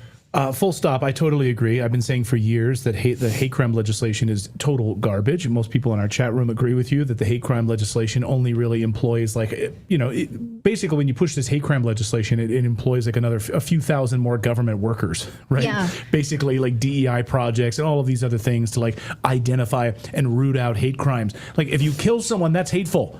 Right. We need to add another layer on top of it because you killed that person because of the way you felt about their skin. No, it's hateful. Murder is the ultimate, right? The ultimate horrible thing. We don't need hate crime legislation on top of this. So let me know, were those shocking details? Because I was very manipulated to think that, oh my God, homophobia, that's so sad. That's why Matthew Shepard died. These details were suppressed by our media and our government, and I found it shocking when I read this book. Let me know if that's new to you. Anything? It was new. I mean, what I know this from talking with you over the past couple of years after this, this revelation. And I lived in Montana. People in the chat room said, I'm shocked by this. Some people in the chat room saying, I live in liberal part of Colorado, and I'm surprised to hear this. I didn't know this part of the story at all. And of course, Bill Clinton and the Janet Reno and all of them rallied around this idea. Songs were written about it. You could hear and talk about it. When I lived in the state of Montana, they would talk about this. So I think a lot of people have been duped into this story over the years. And the person who ran then the Matthew Shepard charity was a Clinton lawyer, a former Clinton lawyer. Like, money was raised on this. Our grief was weaponized. We meant well, right? We didn't know. Why lie to us in order to expand government powers? I'm mad as shit. Can we also, though, talk about the other big piece of this story is that this guy in Boulder was an illegal immigrant. I mean, he was here and his visa expired, so he was here illegally under Biden's open border policy. So, of course, they're never going to talk about that. They'll never open up and actually talk about how this guy was here illegally and carried out this attack. How many more individuals like this are there in the United States? The drug cartels, the gang members, the violent criminals who are here that the Biden's open border policy allowed in. By the way, when he violated his visa agreement, he became illegal. Did the Biden...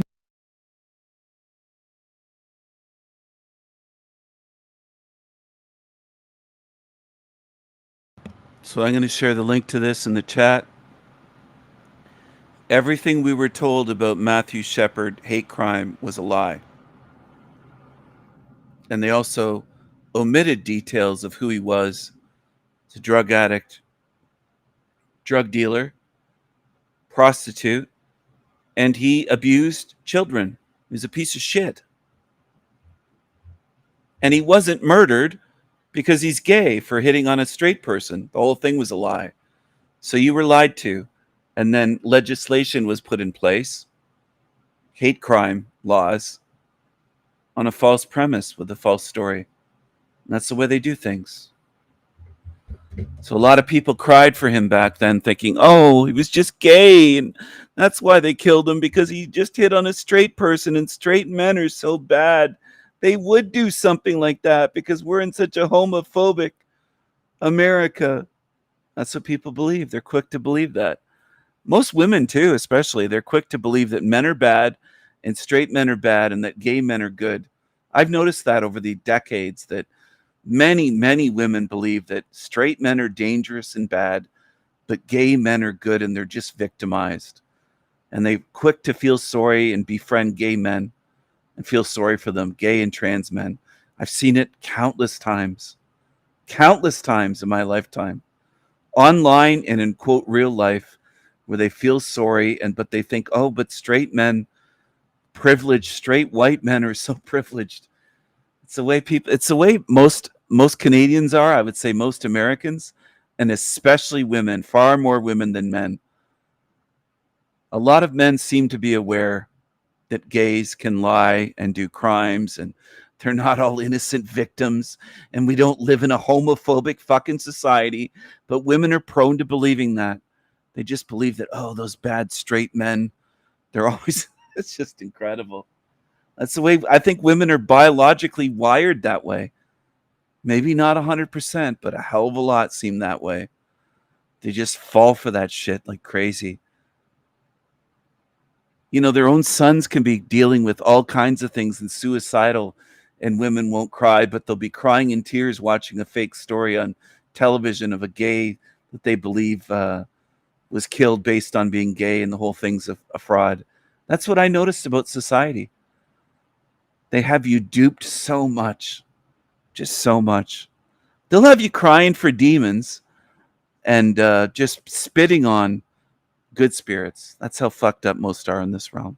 It's the way it is here.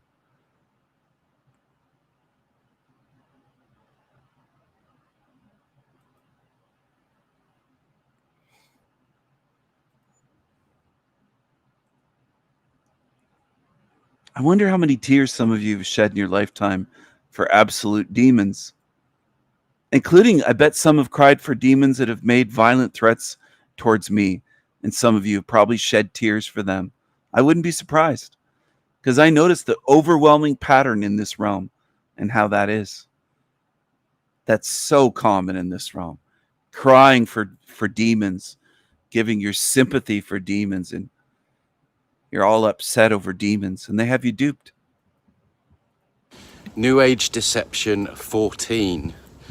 Probably the most funniest one is the idea of the new Earth, or 5D, in that somehow, just by thinking happy thoughts and keeping your vibrations high, you are going to morph yourself into a different world where everything is love and light, everything is unicorn farts, there's no wars, and you don't have to do anything other than think positive.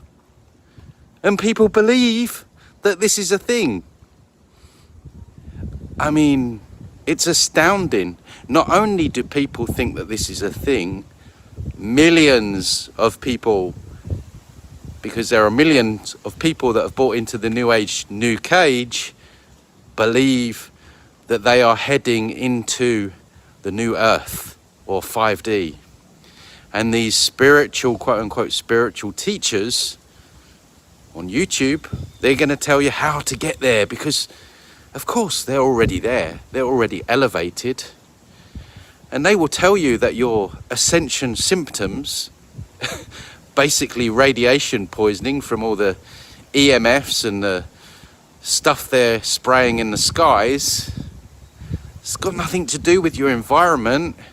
It's got everything to do with you ascending into La La Land.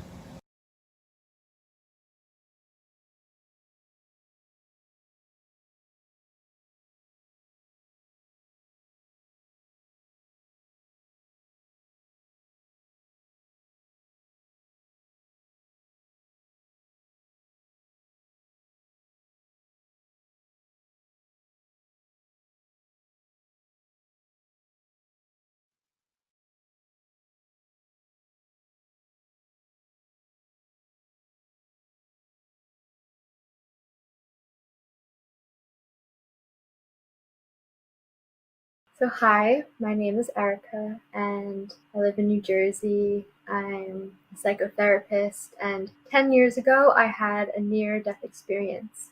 So in September of 2015, I was 22 years old and I decided to go on a hike on the Palisades Cliffs. So there are these big cliffs along the Hudson River, which divides New York and New Jersey. And I woke up that morning with a strange feeling in my stomach. And at the time, I didn't know what intuition was, but I kind of just brushed it off and went on a hike by myself. And as I arrived towards the end of these cliffs called Peanut Leap Falls, the waterfall was dried up that day.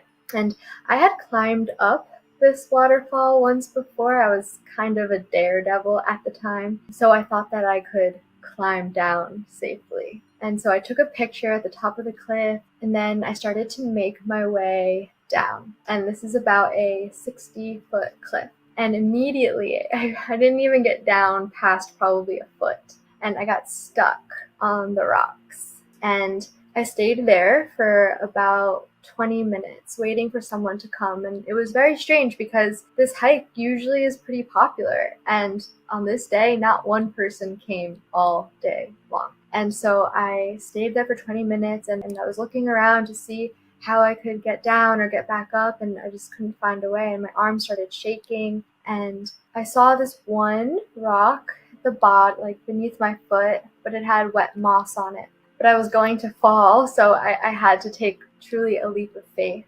And I put my foot down on that mossy rock, and that's really one of the last moments I remember, was just my foot slipping on the rock and then just letting go. So I fell 60 feet onto big boulders, and I broke my ribs, my pelvis, my spinal cord, my arms, my ribs punctured my lungs, so I was suffocating. And I don't fully remember this part, but somehow, like, I guess it was just fight or flight instincts. I was unconscious for about an hour, and then I woke up and was able to reach my backpack and grab my phone and call 911. And so I called the police, but I was so concussed I didn't know my name or where I was or who I was. But I said, "Hey, I'm dying, I'm suffocating, I don't know where I am." And then I went, "Please save me." And then I went back unconscious. And the police were tracing the call, but the signals were like bouncing off of the New Jersey cliffs and showing that I was in New York. So they had search teams looking for me in New York, but I was in New Jersey. So I was down there dying for 7 hours. And suffocation was like really the reason why I was so close to death. And from there is when my near-death experience occurred. The first thing I remember is separating from my physical body. And so I remember looking at my body and recognizing that I am not that. There's something separate from my physical being. And in that, I learned that I don't die, that there actually is no death. There's something that actually survives death. And some people can call that a soul or a spirit or consciousness. But that was really profound because at the time, all I ever believed in was what I could sense with my five senses. But this was proof that there's actually something more than just the physical. And from there, I had what many people call a life review. And so it was in a flash. Where in the state I was, there was almost like there was no time. So in a flash, I saw my entire life flash before my eyes. And I grew up with a lot of childhood trauma, and I struggled with addiction. I was really just like a sick and wounded human at the time, and a huge atheist. And what I saw in my life review was that I was actually causing more harm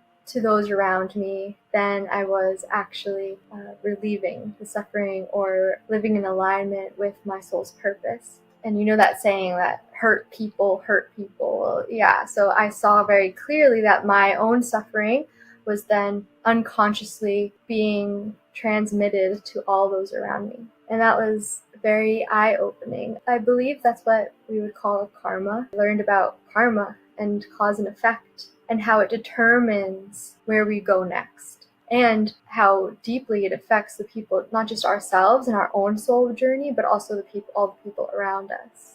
And it was interesting because there was no one judging me as good or bad except for myself, the most objective version of myself.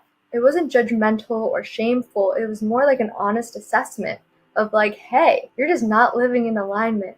And yeah, so that was hard to see, but also really important, and has really created a huge heart expansion in me, like deep compassion for the suffering in the world, but also a deep understanding of what our true purpose is here, around how like Earth is actually a school, and karma, or what I learned as these like lessons or these decisions and every action, is here to Earth is actually a school, and Earth is actually a school, and Earth is actually a school, and Earth is actually a school, and world, but also a deep understanding of what our true purpose is here, around how like Earth is actually a school, and karma, or what I learned as these like lessons or these decisions and every action, is here to teach us so that we're living more in alignment with our soul's purpose, eventually to fully embody love. And then came the white light experience. And so I was a huge atheist before my NDE. I would go around, quite like NDE. I would go atheist before my, and so I was a huge atheist before my NDE. And so I was a huge atheist before my NDE. I would go around, quite loudly expressing my belief around how there's no God. So much so, this is probably one of the craziest aspects of my story is that the night before I fell, I was at a party with my sisters, and I got in a fight with my little sister around how there's no such thing as God, and I made her cry. And then the next morning, I go on a hike, and it's not that I believed in God, it's that I experienced what many people would call God. So, and that was my experience with the white light, which some people would call God, or maybe just ultimate consciousness or the spirit, but it taught me about how it is everything. And it was the most incredible, unspeakable amount of love and peace I have ever experienced. There's like no words to describe that state. And the wisdom that came from being in that energy was tremendous as well. I learned that it makes up everything on the whole planet, that every single cell, every atom in matter is created by this one energy, and that we're actually all just one thing. We are all fully connected. And because we are all one, there actually is no separation. And matter is created by everything on the whole planet, that every single cell, every atom in matter is created by this one energy, and that we're actually all just one thing. We are all fully connected. And every cell, every atom in matter is created by this one energy, and that we're actually all just one thing. We are all fully connected. And because we are all one, there actually is no separation and no death. And yeah, so that was really profound as well. So I was down there for 7 hours, and there was a firefighter who was listening in on the phone call, but he was off duty. And he had an intuition, just a gut instinct, that he knew where I was. And so he did the couple-mile hike, and he found me. But what was really cool about this experience is that when I was in the white light, it's hard to discern between, again, there was no separation. So it wasn't like something else or somebody else was telling me I have to come back, or it wasn't like it was just me. It was both. Like, it was a united decision that, like, okay, my soul's journey here is not complete, and that my many lives in the past have accumulated to create this karma specifically for this near-death experience in order to wake me up so that I could wake others up. I made the decision and was told at the same time to come back into my body. And I did that quite easily. There was no real resistance to that, actually. The moment that I came back in my body, I took a breath, and in that moment I opened my eyes, and the firefighter's little head popped over the cliff, and he yelled down my name, Erica, at the exact moment that I came back into my body. And from there, we called some army boats that came down the Hudson River and put me on a stretcher and brought me to the hospital. And I was in the hospital for about a month, and inpatient physical rehab for a month, and then bedridden and in a wheelchair for 6 months. And throughout that time, I was undergoing a massive transformation, going from a super traumatized, addicted, atheist human with my wounded body to now this like really deep spiritual awakening. It was a deep transformation, and I had many crazy experiences throughout that time. I started to see energy and feel energy. I became so heart opened. It's almost like I could feel everyone's suffering and pain around me. But I was also more attuned to higher frequencies too. I remember being bedridden and suffering and pain around me. Heart opened. It's almost like I could so heart opened. It's almost like I could feel everyone's suffering and pain around me. But I was also more attuned to higher frequencies too. I remember being bedridden in my bedroom, and sometimes all of a sudden my fan would start moving without anybody turning on the light, the electricity, and curtains would start moving back and forth, and it was very obvious, and there's no wind. and it was very obvious that there were just beings with me, or energies. I also became really almost electrifying, and I kept breaking technology for a few months after. I went through a couple cell phones and a computer, and anytime that I would put lights on, they would go out. And so that was really interesting too. And I've heard that other people with NDEs have had similar experiences. But ultimately, the most important transformation was the one that led me to service. Like recognizing that ultimately the highest purpose here is service, and that it looks so different for each of us depending on all of our qualities and experiences and personalities, but that service for love is the greatest one, and that's been massive for me. And yeah, today I'm just a healthy human, and the fear of death doesn't overcome me, as it's such a root fear for so many people that, yeah, it's a real gift that I had this experience. And it was interesting because during that 6 months, I had to come to terms with the fact that Erica was going to die, that my personality, this body, will no longer exist, which is really hard to accept because, I have so many attachments to myself and to the people around me.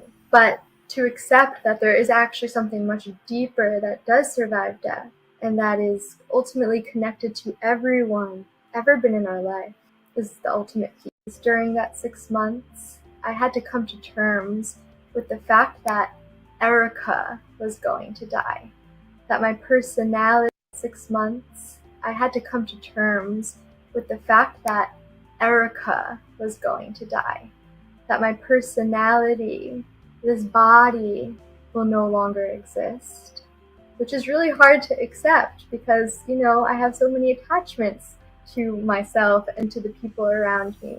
But to accept that there is actually something much deeper that does survive death, and that is ultimately connected to everyone ever been in our life, is the ultimate peace.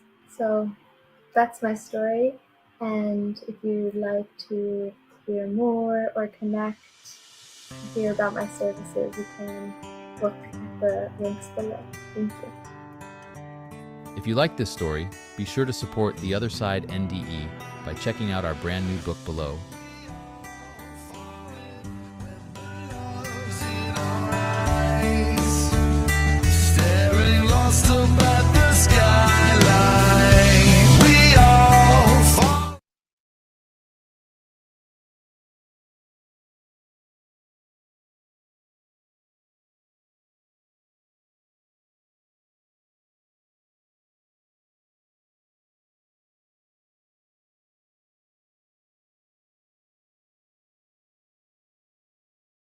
Hi, my name is Jim Bruton. I live in Connecticut, and Other Side Media asked me to join you today to share my near-death experience. It can be kind of a wide subject to just jump in and talk about. So I've narrowed it down to saying, here are the 5 truths from my experience that have impacted my life. I'll talk about my background, the near-death experience itself, and then basically the 5 truths that I would say could be best distilled from the experiences, itself. When I was a boy growing up in the 1960s, I loved watching black and white television shows about animals and the conservation efforts that helped them. As a little boy growing up in the 1960s, when we were in this big race against the Russians to get to the moon, there were a lot of utopian visions of the future. Moon tourism in the year 2000, just basically you have flying saucers in every garage and things like that. And I just knew, with my imagination, I wanted to be part of it. And I wanted to be part of it right now. I didn't want to wait, 30 or 40 years. So, I would start drawing what I call inventions. They definitely look like something a 4th grader would draw, but it really got my mind churning in ways to think outside the box. And since then, I redesigned the way video and data can be transmitted by using small satellite antennas, basically shrinking a satellite TV truck into a backpack. And I was the first person in the world to do it. And I had tested it with Bell Laboratories, the people who invented the dial tone. And they first said, oh, it won't work. And I said, well, I've got a prototype in the car. And it worked. So that was kind of fun. Later, I integrated my system with these biometrics that were destined for the International Space Station. You could wear them or even swallow them, and we've tested them twice up at Mount Everest. Later, in high school, I built my own hang glider out of bamboo. And then later, built and flew a World War I reproduction aircraft, as I loved that age of discovery and flight, when things were new, when you would land and take it back into the barn or hangar and tweak something and just keep changing the model in order to improve the experience of flying. So, as I mentioned, I love building these old airplanes, these historical reproductions. My second aircraft, which almost looked like something out of a Disney cartoon, it was called a Flying Flea. It was from 1933 in France, and basically looked like a soapbox derby car with two big wings and a big motorcycle engine right in front of my face, spinning a huge propeller. It was really cute, and I think that was one of the things I loved. I built my World War I fighter, so having done my macho thing, I can now build something that looked more whimsical. Well, on its second test flight, which was on October 6th, 2016, I did a round across the airfield, and then on my second trip, I lost my engine. And there wasn't a lot of time to react to that because being a vintage aircraft didn't glide as well as the modern aircraft. So when you cut power, it came down quickly. I couldn't make it back to my airfield. I was in a very forested, hilly, and rocky area. So the only place I could hope to get to was a small lake in a nearby Boy Scout camp. So I aimed for that, overshot the bank, crashed into all the tree trunks, again, in the equivalent of a soapbox derby car at around 70 miles an hour. I can still find where I crashed because of all the scratch marks on the tree trunks from my wings breaking off. Because it was an all-wood aircraft, when I stopped crashing, it was pretty much just all matchsticks around me. The only part of the airplane that was still intact was what was behind me that I was still seatbelted to. Luckily, there was a retired police officer fishing in this Boy Scout camp. Luckily, was the kind of guy who wouldn't freak out, at seeing all this and seeing me in the crash. So he called 911, kept me propped up for this reason. I broke all my ribs, I ruptured both lungs. My right leg had multiple fractures. I had a hole in my lower back from the engine battery breaking loose and hitting me, again, at probably 70 miles an hour. And I was just, really beat up. And I couldn't breathe because I really didn't have functioning lungs. I was more gasping for air. But he called 911. They sent out a helicopter that came maybe, 30 or 45 minutes later. They pulled me out of what was left of the aircraft and flew me up to Hartford, Connecticut's trauma center. So a few hours later, my family arrived at the hospital and found me in a breathing machine as my lungs didn't work. And I was intubated with other tubes coming in and going out of my body. All these were keeping me alive. I'd already escaped the restraints that limited my efforts to remove the tubing. And the medical team advised my family that with a week's worth of day-long operations scheduled, some with only a 2% chance of success, that the best course of action would be to place me into a medically induced coma. They readily agreed, and so that's what the doctors did. As best as logic can serve, I think that's when my near-death experience began.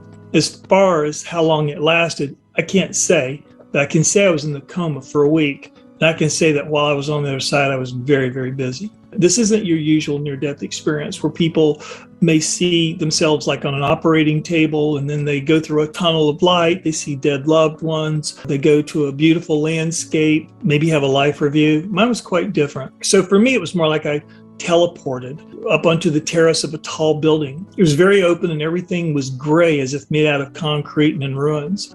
Buildings stretched out into the distance, each partially destroyed, but weaving together to create a post-apocalyptic skyline. Imagine New York or LA 1,000 years after a meteor strike or an asteroid or something blew it up. And there was no sound of any sort. It was just that quiet. As I looked up in the sky, I could see these clouds really dark and heavy with the mother of all storms ready to unload everything they had. Suddenly, a wave of nausea ran through my stomach and I doubled over in pain and grabbed my gut. And I remembered whispering aloud, "I don't think I can stand this." And with those words, I sensed something to my left. And what I saw was one of the strangest sculptures I've ever seen. Standing out against the darkest parts of the brooding sky was a large egg-shaped sculpture made out of like lattice work of metal. And I could see within it these small whirling patterns, and I could hear their whispering movements slow down within. And this interruption of the place's absolute stillness I knew was due to my spoken words, and somehow I knew this thing and I were connected. Still feeling my stomach gripped in pain, I rose to my feet and did my best to walk over to this monolith. As I looked through that open latticework, I could see gears inside. They were suspended freely in space, but they were anchored and pivoting around an invisible, unique pivot point that defined their sweeping arcs of movement.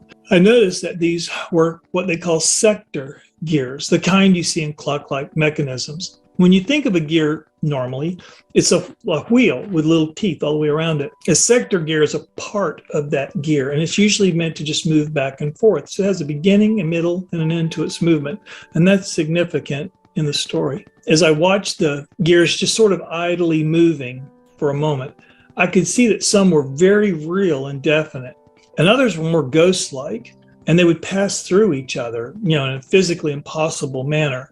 And I remember saying, "What is this thing?" I said that out loud. And a disembodied voice responded within my consciousness, and it stayed with me throughout the entire experience. It said, "This is the future birthing into the now." And that otherworldly dance of the gears were very complex, like a multidimensional model of time. And they came to rest, and I reached through a gap in the side of the egg. And as I did so, it said, "This is the process of becoming." And as I looked at the gears within my mind, I could see something like a video feed of what were future events. I might see myself as older. I might see my kids with their children, things like this that hadn't happened yet.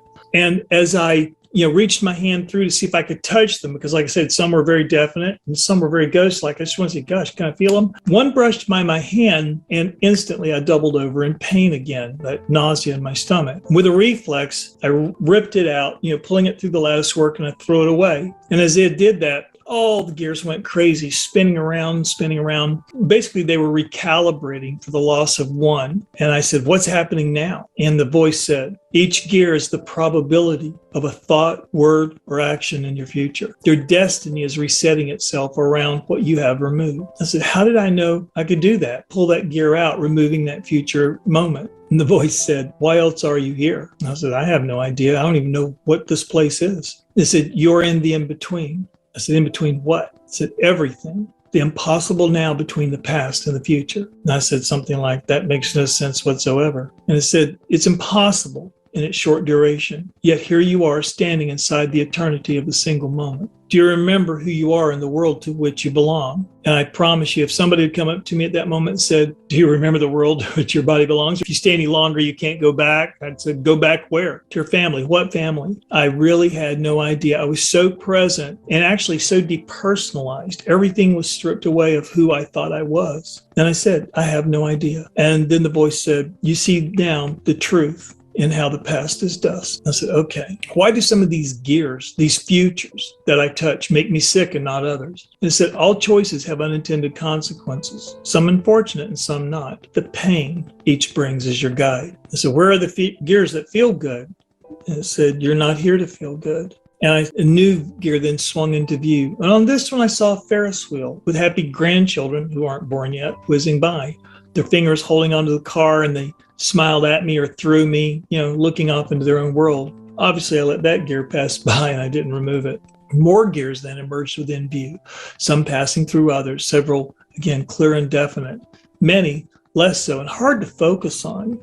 But each one that I looked at had their clear images, that video feed of their meaning.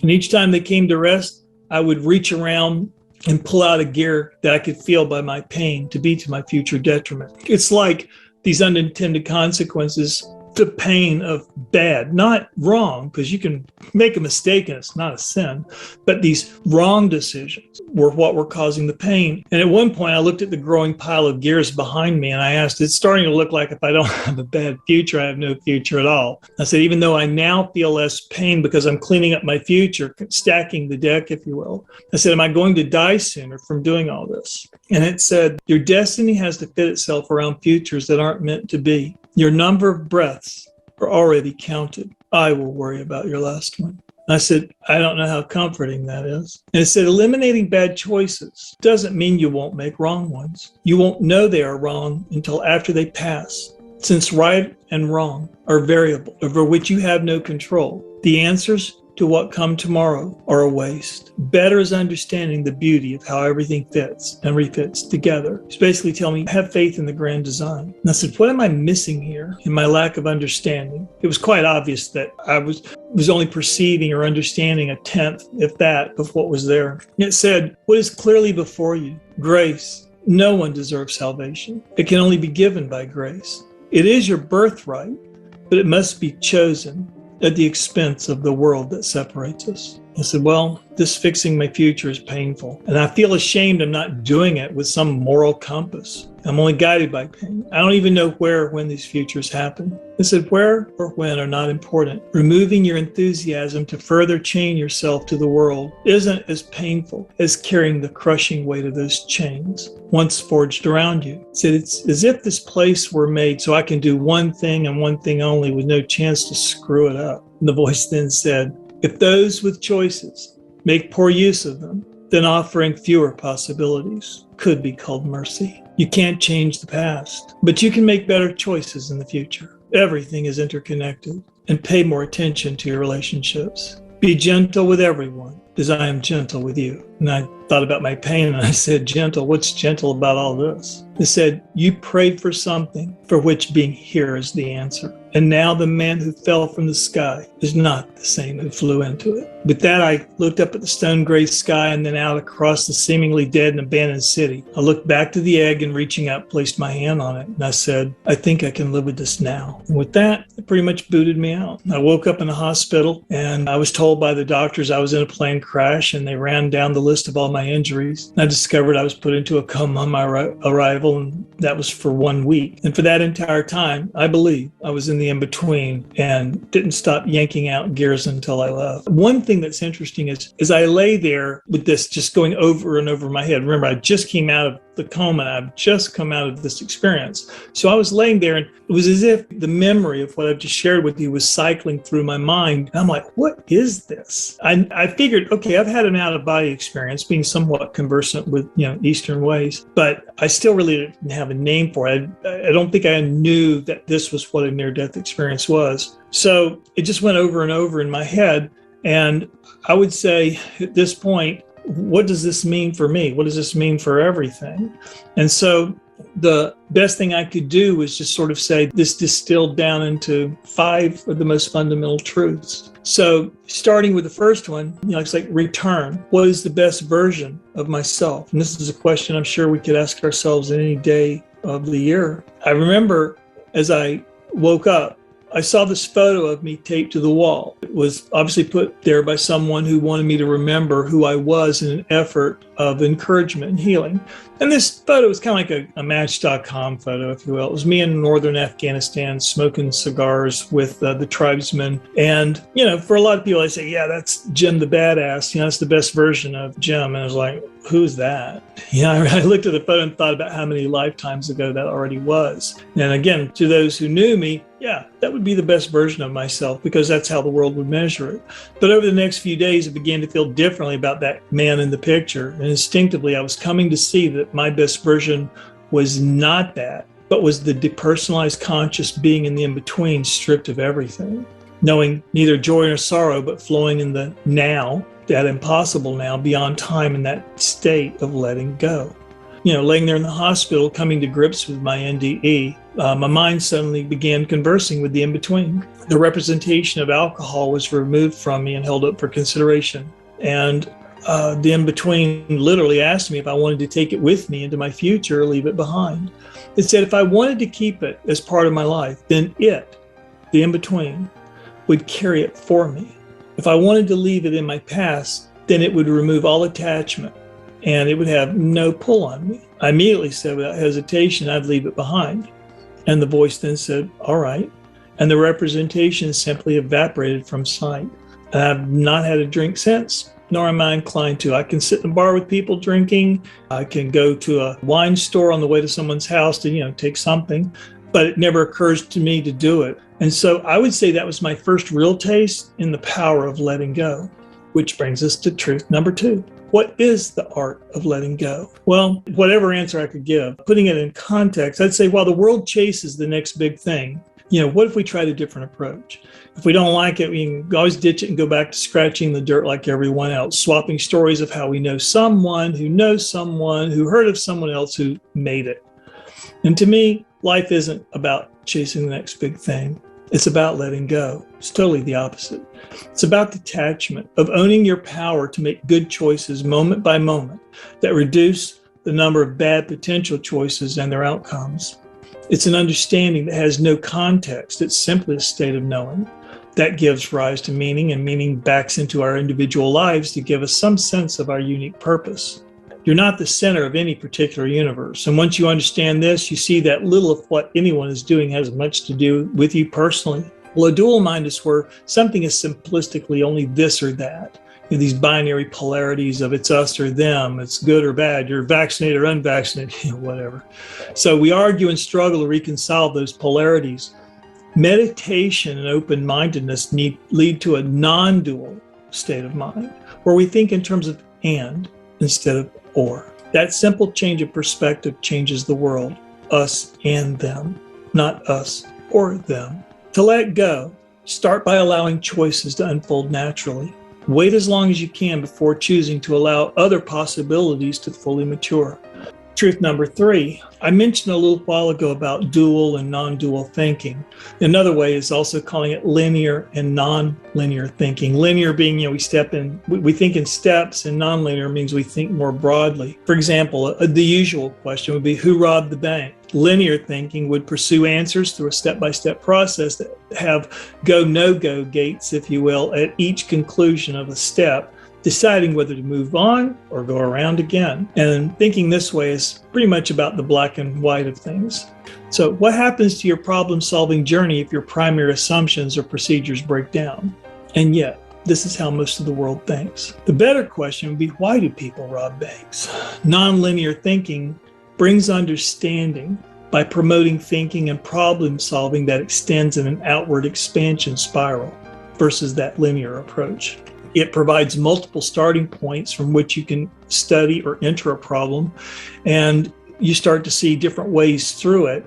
Rather than trying to solve that surface symptom, you start looking at causes. It's also a more evolved way of thinking. It's natural to think this way when being present. Instead of following the breadcrumbs, you can see the loaf. Your awareness of this emerges when you realize you aren't using your memory to understand things. You don't need memory to perceive a complex and dynamic pattern moving in front of you. When you're really present, it's with no memory of the past or anticipation of the future. It's with your intuition. It's like flying without a net. Truth number 4, being authentic, and how even atheists can be spiritual. Extending this thought, I've come to believe that even if you're an atheist, but you live your life authentically, then you can be living it spiritually, or at least laying the foundation to do so. There are many people who say they believe in God, but they don't live a life that demonstrates the choices or sacrifices you would expect if you were making the same declarations. And you don't have to look far to find examples. But what about the people who do own their shortcomings, who don't justify them or dismiss their bad choices offhandedly, but totally own who they are, warts and all? Isn't there humility there that makes such a person worth learning from? Let me clarify. I'm thinking generally about people who may be different or even quirky, but aren't dangerous to our physical safety or mental health. How unusual is it for us to challenge them about something in their behavior? And with a disarming authenticity, they acknowledge it, confirming it needs further work. For me, I'd rather know where you stand and hear you own your own faults than hide the issues behind our love for a shared goal or dislike of a common enemy. At least then, like I said, I know where you stand.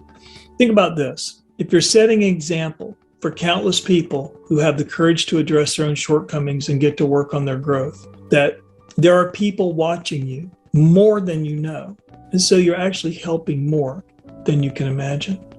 Living authentically goes back to Socrates, man, know thyself. This is why I've told my kids not to ask, where is my perfect girlfriend or my perfect boyfriend? But they should ask themselves, how do I need to be loved? Don't ask what you should do for a living, but ask what makes me happy and feel engaged. Don't ask, what is my purpose in life? Ask what the meaning of life is as you see it, and then back that into the question of what your unique purpose is, given your unique interests and abilities. What resonates with you? Are there consistent patterns of self-sabotage you engage in? What brings out the best or worst in you? Honest self-reflection reveals ways in which we can do better, and that is thinking authentically. Note that, a good test of authenticity is when people talk about saving the world. Some say peace, some say war, some say, force compliance, and a few say communicate. But saving the world starts at home, at the kitchen table, on the knee of a parent, or at the feet of a grandparent. Then it grows into living a life in the spirit of service to others, no matter your job or career. It's the spirit that counts. Doing the things that make you feel connected to other people, perhaps helping those less fortunate. Sometimes leading from behind, allowing others to think it was their idea. Sharing the spotlight whenever possible, for no one arrived where they are alone. I'm not saying to become passive and let people walk all over you. Some fights are worth fighting, if not for yourself, then for others. But see the world for what it is. See relationships for the temporary comforts of distractions they are, and remember that all of us are just passing through. And that brings us to the last truth, number 5, letting go. One of the things I discovered in going to my first near-death experience conference in 2019 was that when two in the ears meet, we don't usually need an introduction. It's like we recognize something within us immediately. In a moment, we're in deep and personal conversation, comparing notes of our lives here on Earth. If we don't see each other for a long time, we still have a sense of connection that connects us. And sometimes we feel the emotional state of each other from very far away. No effort is needed to establish that connection or to maintain it. Like I said, the two vibrating tuning forks are mutually resonating tuning forks, keep each other going no matter where we are. If you ask me, what is the meaning of life? I have no answer, because you are life. What else can I add? Just walk it, discover it, and realize that you are nothing you were told you are. And when you die, everything you think you are is left at the door. You are more. You are everything. And when you've asked all your questions, and when there's nothing left to be gained, where all roads end, there God begins. Thank you.